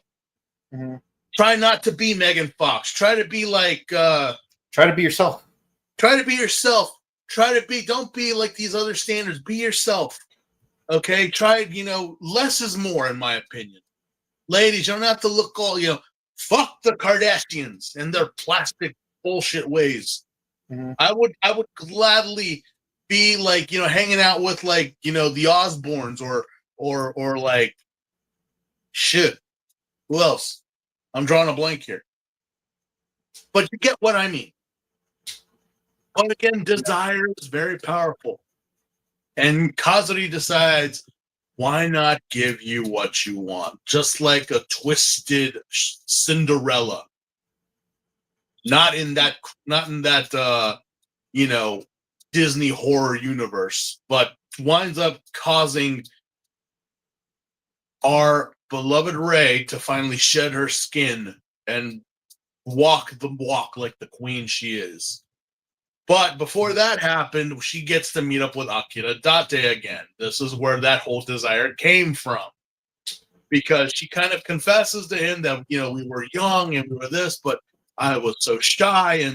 And I mean, look at you, Date. There's no way I would ever land a man like you. You could. He's a real beef. Look at Hiroski's, look at Hiro's Instagram. I'm not saying anything, but I'm like, the guy works out. The guy really works out. I'm like, I mean, literally in the next episode, you see him shirtless. I knew. They were like, bro, you knew, because again, he is a male model. So I'm like, that they had to throw that clause into his contract. You must appear for one episode without a shirt. Mm-hmm. And again, I'm simply stating what's happening in the episode. We're all men here, but we can appreciate other men. What happens? And also early in the episode, Akira does tell Eiji that he does look familiar, and like he wonders if they met each other before during their travels. The photo of that key photo that keeps on popping up. But it's like he just cannot put his mind and his he just can't. Anyway, so there's something very JoJo about how they actually met. Yeah. But moving right along, like towards the end of the episode, nerdy homegirl's carrying this giant marble covered in dog hair. I'm just kidding. It's a giant egg. It's an egg sack. It's literally, again, Mezul. Well, she's got octopus for legs, and if you don't know how octopus reproduce, that's pretty much what they do, is a big old egg sac in a membrane. Mm-hmm. So she's carrying that around, but it looks like a giant pearl. The thing is that it shoots at a bunch of manta drones. Well, the thing is that again, she realizes the desire is there. It has awakened the queen inside of Rei. To the point that when she's walking around with it, women drop their purses in shock and men are dropping their jaws. Mm-hmm. And also cover yourselves, boys, you're in public. Mm-hmm. Because even Eiji falls under this. It's like she she takes off the beanie and her hair falls down. And then there's a radiation coming out of the brood where you kind of low-key see the yummy where it's like a manta rhino hybrid. Yeah, that comes in the second part. Yeah, I mean you briefly see it in part one. No, we briefly do see it. But yeah, it's like she has just again radiation of beauty. That Akira is not affected, but Eiji is, and Eiji got hit with that mallet hard. Yeah, she turns around, she looks like the mom from How I Met Your Mother. And yes, I just finished season 8, so yes, I know what she looks like. I mean, I already knew what she looked like. She's Zelda from A to Z, but she's I did not think that we would see her actual face in the season 8 finale, but season 9 episode 1 is where I am, so here we are. And so she low-key kind of looks like the mom from and so the egg sac rips open and comes out a bunch of manta rays. which leads into our next episode, Memories, Love, and a Marine Combo. Again, we have the whole thing of AG is just Twitter-pated over Ray. To the so point much so that he imagines a cartoon love combo. Yeah, the love combo, which what that would be. Mm-hmm. What would that be? Well, I would say it would be a bird combo. I would say swan, and maybe a flamingo. Yeah, I wouldn't be surprised if there's like a flamingo involved in there. You know, I want to say swan, dove, flamingo. Mm. Those would be the three for the combo. Just with how it looked, I'm like, I see that in this cartoon combo. But he is just completely Twitter-pated over Ray to the point that he actually, girls, hold on to a pillow, because this is probably even guys too.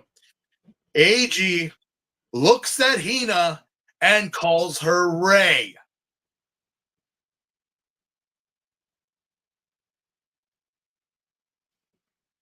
Yeah. No, I think the hell no would be more appropriate. No, it's fine. It's fine. Things are not dire quite yet. Well, you're calling her by another girl's name, and do you realize who you're saying this to? Yeah. Now it's appropriate to say. Oh, hell no! The girl can bench press a semi-truck. Yeah. Oh, was she mad? Hell, even Onk got pissed off at that. Yeah, like Ankh is androgynous and probably asexual. That's fair. Well, here's the thing, though. In this episode, we get the annoyed girlfriend / annoyed tsundere girlfriend combo with Hina and Onk in this, because AG is Twitter-pated throughout at least a good 18 minutes of this episode. Yeah, like look, I'm just gonna make it very simple. For the entire first 20 minutes of the episode, AG's completely immobilized. He's tapped out. Like, just pretend AG's not even in the episode at this point, because he ain't doing squat for most of this episode. Not a thing, because why? Ray has got him so Twitter-pated that he is just, again, like a cartoon smacked with the mallet of love, and Hina and Onk are literally dragging him around and calling him a bum. I'm like, the move attract is very, very, very, very detrimental in the Pokemon world, and it is very much so here. You do realize that most female types are very low than male types. There's actually a higher male population than there are females. So if a female learns the move attract, your team is pretty much fucked. Unless you specifically go for the ladies of the Pokemon world. And here, Rawls has a 55 to 45 gender disparity with favoring males. Favoring males. So you find more. So if you catch a Rawls, there's an 11 in 20 chance that it's a dude. And this is before Gladiants. We always had Gardevoirs. Yeah. You want to tell me something, boys? Anyway, yeah. AG. Snap out of it. No. He won't. He won't. But there are two major developments. One, Ray's sister is like, she's losing popularity because there's someone much more attractive than her. Ray goes to an aquarium to lay her egg to rest, which hatches into a singular manta rhino yummy. Which again, how are yummies better designed than Shocker? Again, it's like the Greed are literally taking a book from Shocker and just improving it because this thing now has little tiny mantas that are like bombs or aerial attack. Like it's 1,000 times better than anything that they ever made. And also can like spew a membrane that ties people up because that's what they do. They actually kidnap Ray's sister Yumi because again, it's not a fact of jealousy. It's more of a fact that Ray was fully aware of what her sister was doing, and she was the bigger person to like, well, that's my little sister, whatever. But somewhere deep down, as all of us would in this situation, I assume, that she did have some resentment toward her little sister because, again, like I said, bitch, you wouldn't have any of this if it wasn't for your bookwormish, intelligent sister making the perfect products and selling them and making yourself more beautiful. She was as equally as beautiful to you, but again, she didn't focus on the stereotypical materialistic things of society. She focused on her intelligence and on herself. And just again, because again, that's the thing that Date tells her, that you were beautiful always. It's just that I liked you better before. It's not a conventional thing. You were a knockout. You are a knockout, but you don't have to look like some glammed up model. I already saw it. We knew. You're no longer the person I was previously attracted to. But again, it's like, and it's fucked up in society that we focus more on looks and on how they are presented, body type, makeup, hair, everything, but not look at the person inside. Yeah. Meanwhile, Akira, he's going broke because his current medal credit is negative 573. Yeah, what happened? Good question. You'd think, given like how his Bertha arms work, you'd think he would have collected a lot, and seemingly a lot more than he's spending on just using cell bursts. Yeah, because when he's using the metals, well, he's got to use cell metals. So yeah. Anyway, yeah, but surely he's spending them at a rate lower than he's collecting from other greed. Yeah. Although it is crazy though, because we do have a moment with Maki and Date. Yeah, where it's like, they have a brief discussion, but after Akira leaves, Maki, they did talk about the painting, what was happening, and their whole like, it's like I like death. Yeah, well, I prefer birth.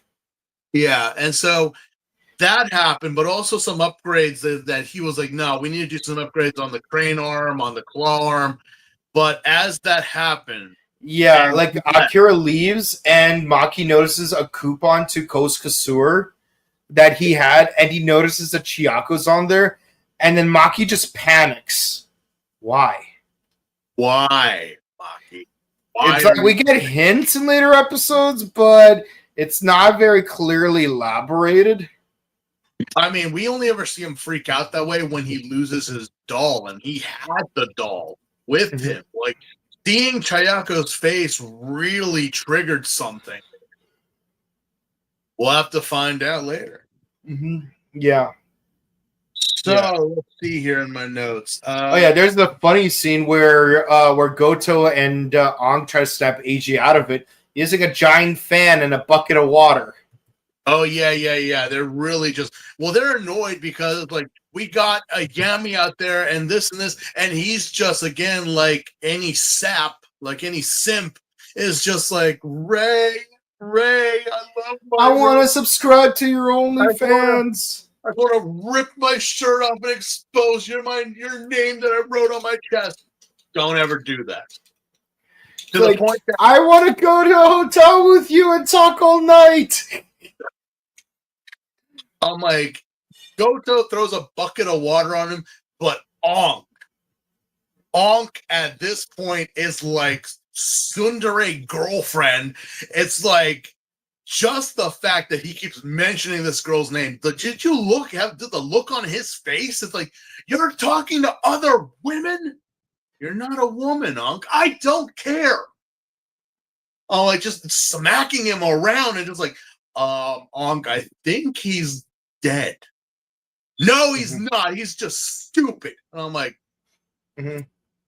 no, Mandy from Billy and Mandy would have a thing or two to say about this. They do make a cute couple. Anyway.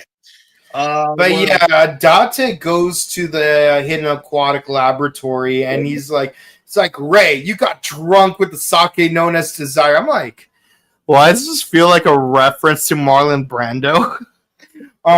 This again was very heavy because it really just went on like like we said, the beauty standards that women are put into, which is again could be empowering or could be detrimental depending on how you look at it.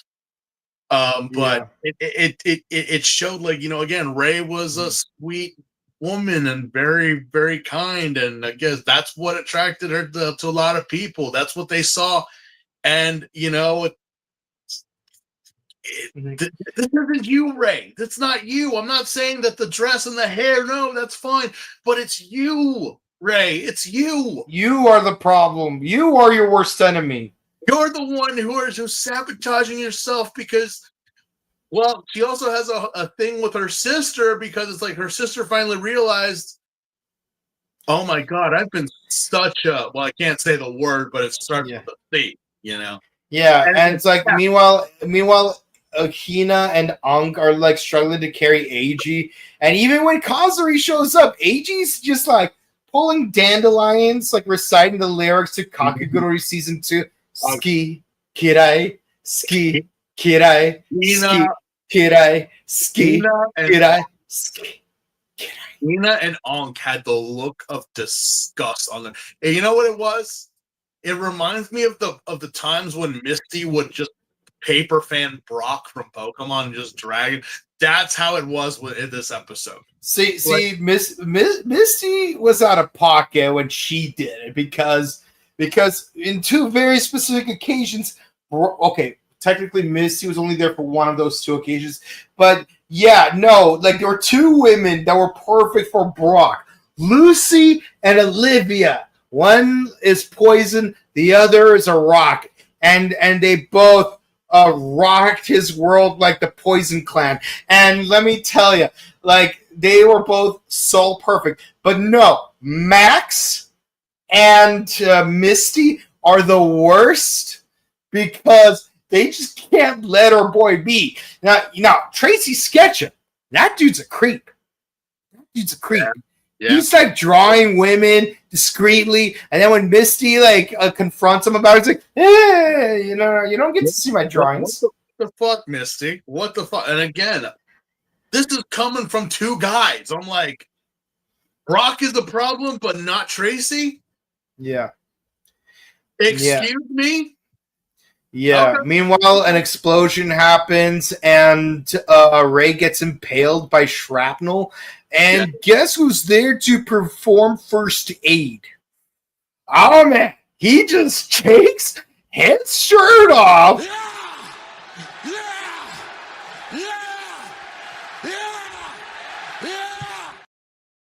Yeah. Girls, relax. You in the back. Yes, you, young man. Shush. You can go back and watch that later. You can rewind it, okay? Mm-hmm. But yeah, and this shirtless moment, I'm like, did they have to oil him up? Really? Yes. Yes, they did. Yes, they did. Did they have to? Oh, wait. You're not fighting here, Date.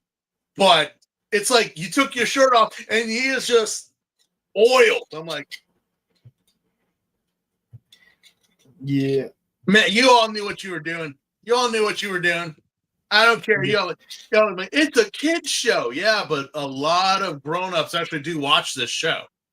Yeah, and yeah, like he does all matter of first aid because it is revealed that in his travels, he was a doctor. Dante. He was known as the Warrior Doctor. Wait, hold on. Wait, he's played by John Hurt? You mean the War? Yeah, the War Doctor. The one that we dare not talk about, but everyone is like, it's John fucking Hurt. I know. Yeah, I know. We're all hurt by his departure. I know. Well, I mean, he was already up there. It's like, did you also Dick Van Dyke is 100 years old today? Yeah. 100. I thought he just turned 99. No, he's 100 now, and he's still going. But yeah, well, I know he was the bad guy in what's it called? Not at the museum. No. He turns 100 on December 13th. he's getting there, and we want him to get there. We want him to get there. Just a few more months, bro. You got this. Just a few more months. You got to make it. Just a few more months. Don't pull a penny weight on me. June Foray, bless her, was only a week away. And if you don't know June Foray, well, look up her name. She was basically your child. And also was on Nixon's blacklist. Mm-hmm. But yeah, anyway.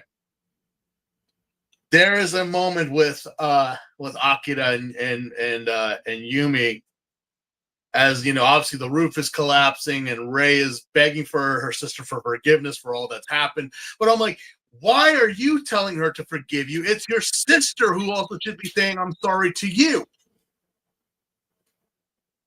Well, anyway. But yeah, we have like a well, not a mega greed, but a super greed to deal with. We got a spider. Well, it's an octopus. It's not a spider, but it's got like all these arms. It's like an octopus ray combo something. With rhino bits and pieces to it. It's weird because it's literally like, you know. Oh it's my God. Basically Insidious from Bayonetta 2. Yeah. So. So AG finally snapped. Oh yeah, so freaking Aang and Hina had to transform for AG, which is hilarious. Yeah, and then AG uses his Tora claws to like rip into Kazuri and pull out a Shachi medal. I'm actually surprised that the transformation actually snapped him out of it. Mm. Like, no joke. I'm like, wait, you're still as dumb as a rock, AG. But the minute you transform, it's like it snapped you out of it. Mm-hmm. Why didn't we think of this in the first place? Because the writers haven't thought of it yet. But yeah, because I was like, wait a minute. So now that he's transformed, now you can take on Kazuri, which I'm like, yeah, he's the reason why all this bullcrap is happening. So get to it. And yeah, we find out that he tears into Kazuri and actually takes out another core metal. Core metal, yeah. Shachi, which means now it's time. After 4 episodes, we can finally use a new combo. Shachi. Wait, hold on. Oh God. Yeah. Shachi, Unagi, Taco. Keep going. Shachi, Unagi, Taco, Shata Shota.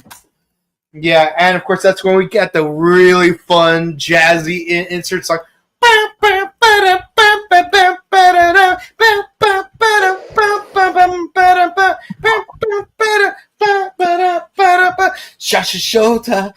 Shata.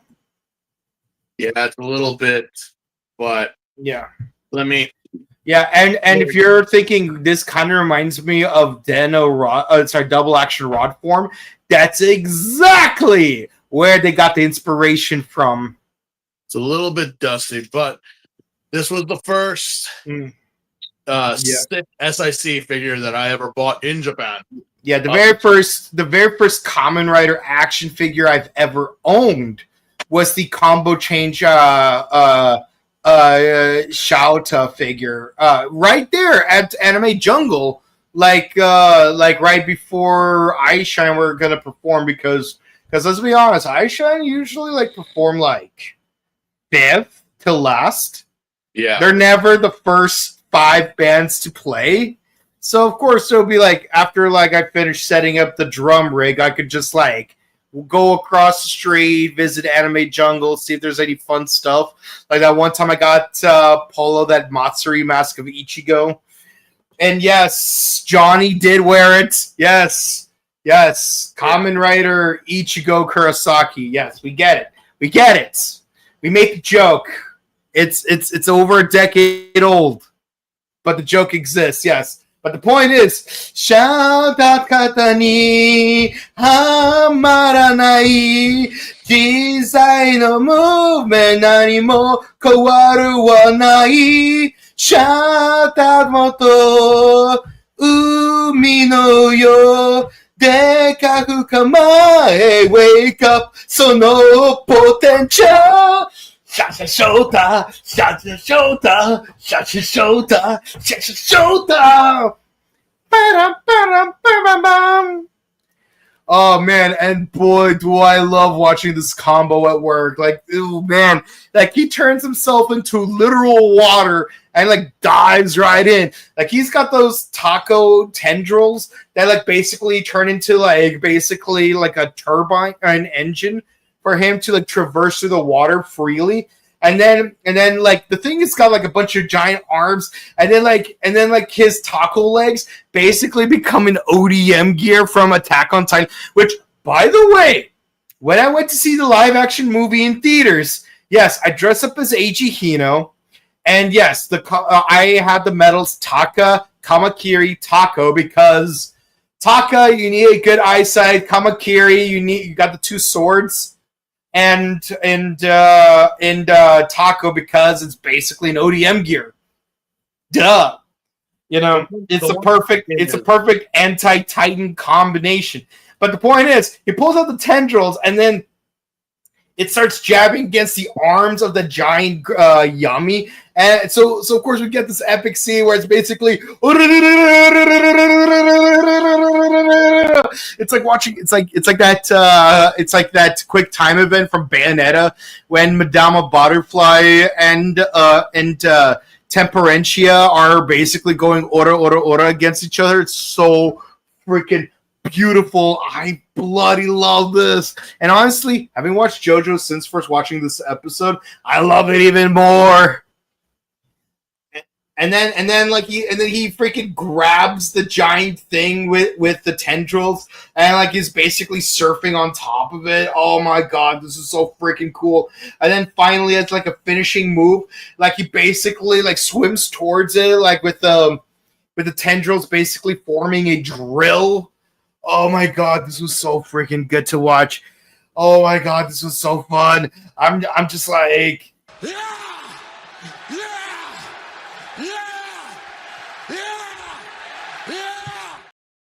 yeah, it was just so damn good. Honestly, that's why, again, my first time in Japan, I went to a place called Mandrake's, and this little darling, they were having a sale for all things Kamen Rider, and I got this little darling for I think 3,000 yen, which again, if you know the price of 6 figures, that's actually a steal. And it came with exactly what Mike said, what the Shouta combo does.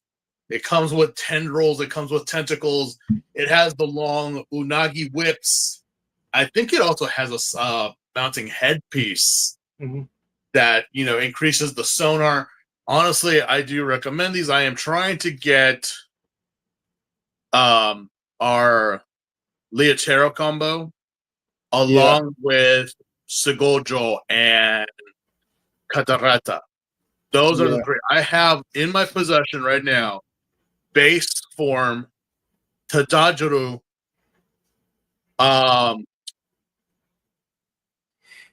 Honestly, my one lament about O's is that I could never find the SH figure art of Tajidol with the peacock feathers.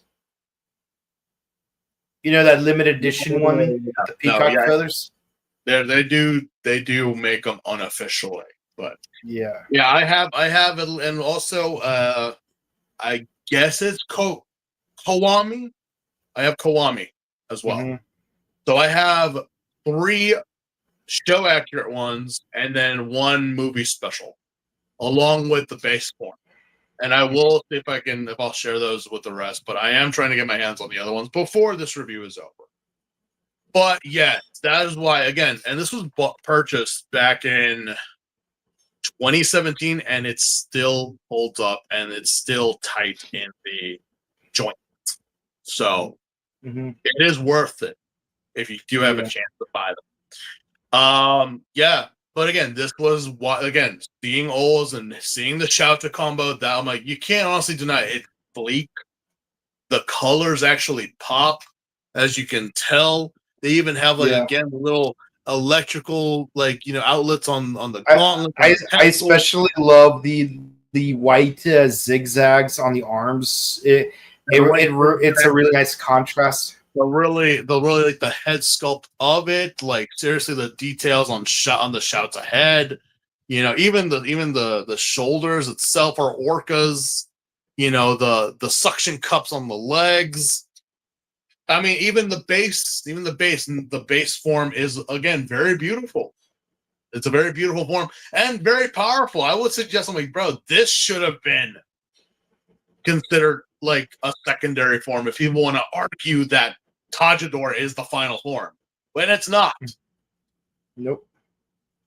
But because of that, we destroy the amalgamation Yami, and I guess we finally snap Eiji out of love sickness, but also kind of mend the relationship between Yumi and Rei, because, Yumi realizes that this was her fault of why her sister did all this and why she was trying to kill everyone and the corruption and the desires. And I'm like, that's the problem with greed, is that it's not black and white, as we said. And these two episode combos, it's really shown that there is a line, a very hair thin line between good intentions and bad intentions, and also how quickly one can turn against the other. You have good intentions to better yourself, but the way you went about it was not the way you should have gone. Yep. Which, again, that goes for anybody, young or old. You think you're doing good. You think you're doing right. I'm not a bad person. I'm just drawn that way. No, you're drawn that way. You're scum. You're trash. But then the light bulb finally turns on. So. Yeah. But, and Kina does tease Eiji about things a little bit, and we gain 1 Shachi medal. Yeah, You'd think we would lose a medal or 2 along the way, but thankfully we didn't. Nah. But Hina was teasing him. Ankh was still mad at him. I can't believe we're talking to other women. Yeah. Relax, baby. You're still my number 1 bird husbando. Anyway, that's it. Yep, that's it for the 4-part episode. That is it. I mean, talk about heavy themes here. We talked about black and white in terms of justice and also social norms and acceptances. For me, I give the first 2 episodes a 9 and the next 2 episodes both 10s, because, I mean, 1, I just like the fact that we have a Bata greed to begin with, and it's just interesting that justice can be a bad thing if done incorrectly. Actually, if you think about it, the recurring theme in both of these 2-part episodes is cutting, seemingly good things have really bad consequences when you cut corners. Well, I mean, think about it. Even in the original series, we saw that each Hongo, even Ichimonji, the way they went about certain situations, it wasn't until they finally realized that I'm no better than the bad guy. Yeah. So I must go it a different way. Yeah, you totally should. You absolutely should. And this was, again, just like those situations. And the fact, like I said, at the end, the grasshopper is doing a rider kick to the Kamen Rider, who is in the theme of a bird, winds up killing the Bata. Ironic. Mm-hmm. Also, it's crazy that this is probably the only Yami that actually had a accessory. Most of the Yamis that have existed are only again, beastmen or people. This Bata actually wore a belt. Mm-hmm. Crazy. I'm like, that's not you knew what you were doing. You knew what you were doing. As for with Ray and that, it is really a shame that that's how society is. But luckily, she realized what was happening, and again, both of them. So I do agree that these episodes go for a 9 and 10, just with the theming of their story. That it showed that virtue and sins are really not that different. It's just a little tiny line that separates them, because you think you're doing good, but in actuality, you're harming yourself and others. So please be careful in the actions you take. Mm-hmm. All right, I would also like to add, it's cool to see Shouta show up. I love the ora, and I love that not only is Akira a beefcake, but also, as one of our commenters pointed out, but also we do find out more about Akira, that yes, he was a medic in the past. He was a medic, but again, called the warrior doctor. Why? I mean, a doctor's one thing, but why specifically are you called the warrior doctor?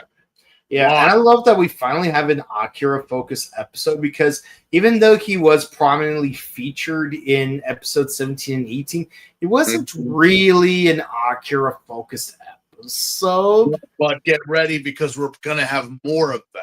A lot more of that. We're going to have a lot more, and that's the beauty of this show, is that they didn't just focus on the Kamen Rider. They focused on everybody. Goto gets an episode. Hina gets her episodes. Maki will get his episodes, and Chayako as well. But also Date will get him. And also Erika and Kogami. Yeah. So everyone, it's a rounded show. That's why it's so good. Yeah, it's so well done. Happy belated birthday. Yeah. Oh, to me. Yeah. No, thank you so much, and I do thank the people who did send on social media the day out. Thank you so much, guys. Yeah, deadbeat Goku syndrome. Yeah. You know what? What you could say Jin Freaks is a deadbeat dad. I'm not going to argue with that. You could probably say Figurlin Garling is a deadbeat dad. Goku, he is pretty much deadbeat. He is in the standards of people of Earth, but if you look at it from his people, his culture, okay?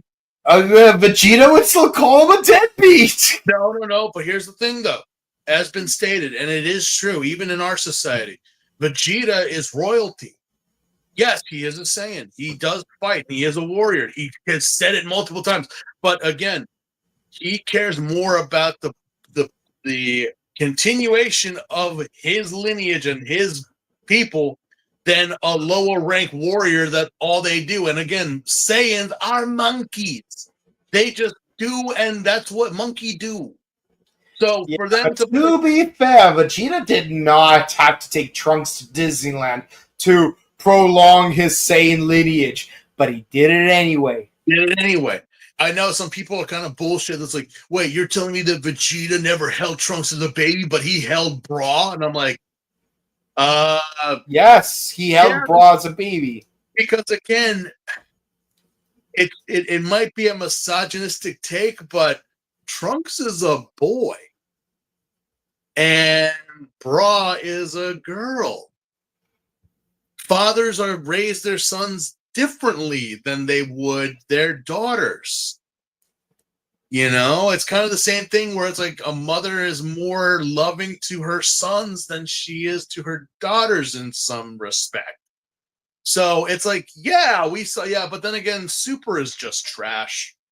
I'll say that and you can at me all you want. Dragon Ball Super is just garbage when it came to expanding the lore of the characters. The fighting and all that stuff is okay. The power up. Yeah, I like some of the newly introduced characters, like Hit and that rabbit dude, Recipro. I would say the battles and all. Oh yeah, absolutely. There's something amazing, but the story itself, the character development, what they tell us.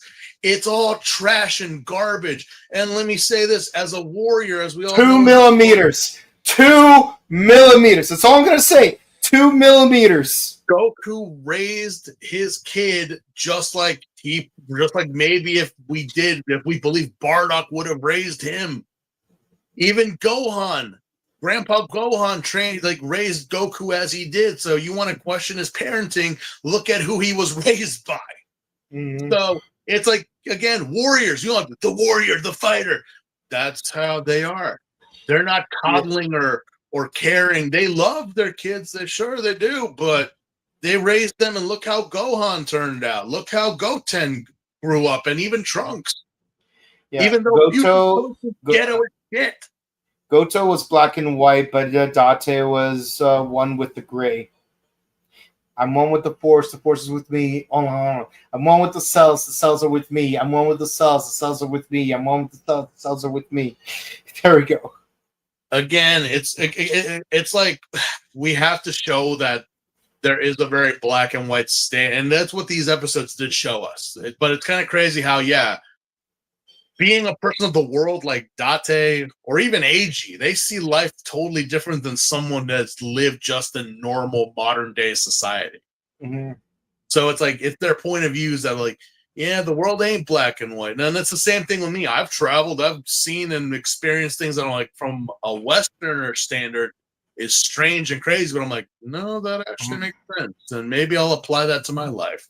So so there's very dharmic concepts in O's. And even more so, they're very Buddhist concepts. Mainly, it does allude to the Eightfold Path in that dichotomy is the final illusion before achieving enlightenment. Because that's the 8th chakra. Sorry, that's 6th chakra of 7. It's the 6th chakra, the Anju, and the grand illusion is the illusion of dichotomy. But one of the folds of the Eightfold Path says that to deviate towards one of two extremes is to embrace suffering. In order to overcome suffering, one must avoid both of two extremes. And here it stands because the world isn't black and white. You can't deviate too far to the black or too far to the white. You must embrace the grayness of reality. In short, life is hard. Nothing's easy. Yeah, suffering is inevitable. Suffering has a source, and suffering has its conclusion. Akira's an absolute beefcake. Yeah.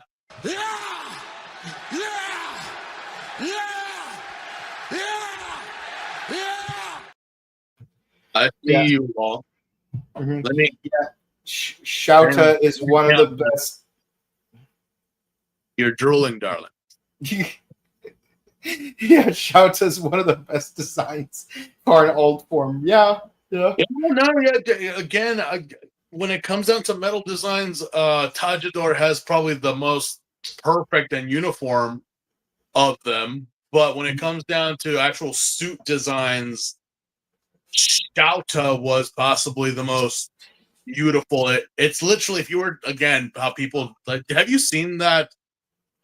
There's a guy who has made Pokemon combos of old using Pokemon. Yes, but I've also seen someone make a combo based on a based on Sun Vulcan, where it's like Eagle, Shock, Panza, Sun Vulcan, and high key, it looks like Captain Falcon. Like, let's be honest, that looks like Captain Falcon.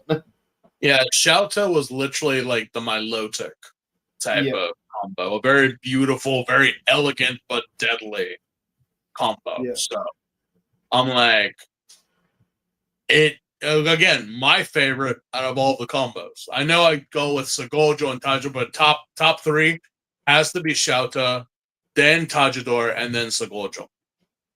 So. I would agree with you, but I would replace Saigorzo with Gatsukiriba. Again, personal preference. Yeah. Okay, I have the Rata combo change figure. I wish I had Gatsukiriba. Don't we all? Trying to find the Rata Sick and the Gatsukiriba. Those ones were difficult, but I have traced them. I have actually found them. So, I mean, it's just a matter of getting them here, especially now. Yeah. But on the other hand, I don't like how the green and yellow bits are transparent on those two figures. Yeah, I guess.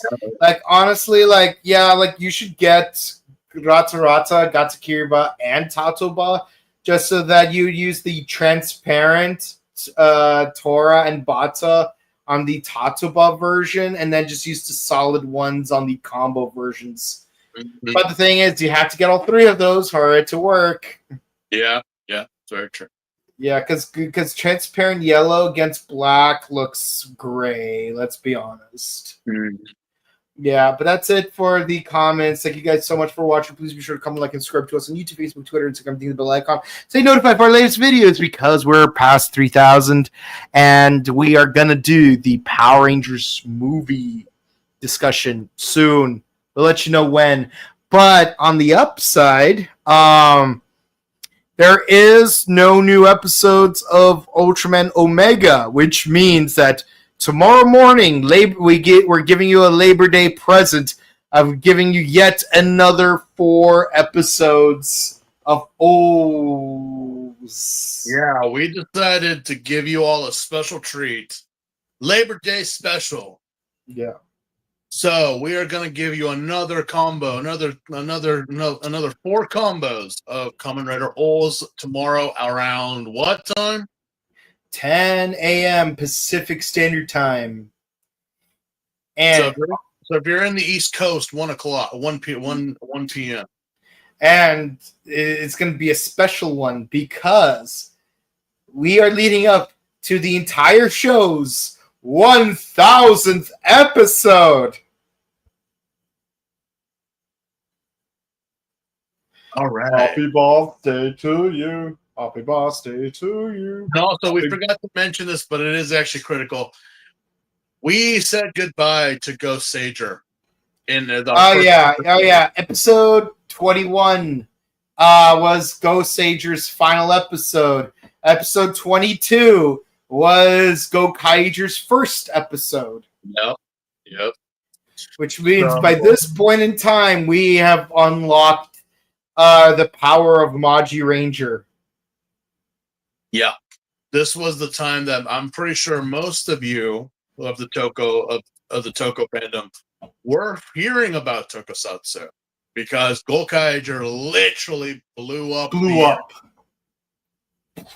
and opened the door for many of us to go and watching the actual source of the Power Rangers, which was now Super Sentai, which everyone to their mother now talks about. But we actually talk about it truly and we rag on it. So. Yes. But in an otherwise schedule, we got Ultraman Omega, number 1 Sentai Gojuger, Kamen Rider OOOs of this week we are giving you a double dose of, and soon our Kamen Rider Gov reviews will be replaced by Kamen Rider Zets reviews. For those of you not in the know, Kamen Rider Zets will air on Tokusatsu's YouTube channel at 7 p.m. Pacific. No, 7:30 Pacific Standard Time on YouTube. Yeah, don't miss it. And if you want to say hi to us in person, The following morning, Sunday at the Geonosian Ballerina in the Burbank Marriott Convention Center, we will be at ToonCon to celebrate all things cartoony. And I don't know if Steve's going to be there or not, but Ryan and I definitely will be. So definitely say hi to us for sure. And yeah, and check out our sister channel, The Butter Show, where we discuss various movies and TV show discussions on both channels. We have new vlogs. We have an AC/DC concert and G-Fest. And we have interviews galore. We uploaded 4 interviews for The Buttery Show from Robo Toy Fest. And the most latest of which features this guy hanging out with the waviest shock of them all. Mm-hmm. Yes, Jason Conopisos Alvarez. And you might have seen him in some of our earlier interviews. Oh, but now you get to see him front and center. Well, you photobombed a bunch of them. Yeah. And starting this upcoming week, we will resume focus on uploading our Power Morphicon interviews right here on the Morphin Network because we still have 14 more to upload, and 8 of them featured this guy. So we're probably gonna upload the next one. Very likely on Tuesday, and move on forward. And so a lot of stuff for us to discuss and present to you guys. We love you guys. Thank you so much for keeping the lights on. And until next time, stay safe, stay hydrated, update emergency kits, hug your loved ones. Follow us both on our respective Instagrams, whether it's Boken_Kawato or the Sin Prince. We love y'all, and keep it cool and fresh and under the hot sun. Enjoy your Labor Day weekend, guys. We'll see you tomorrow.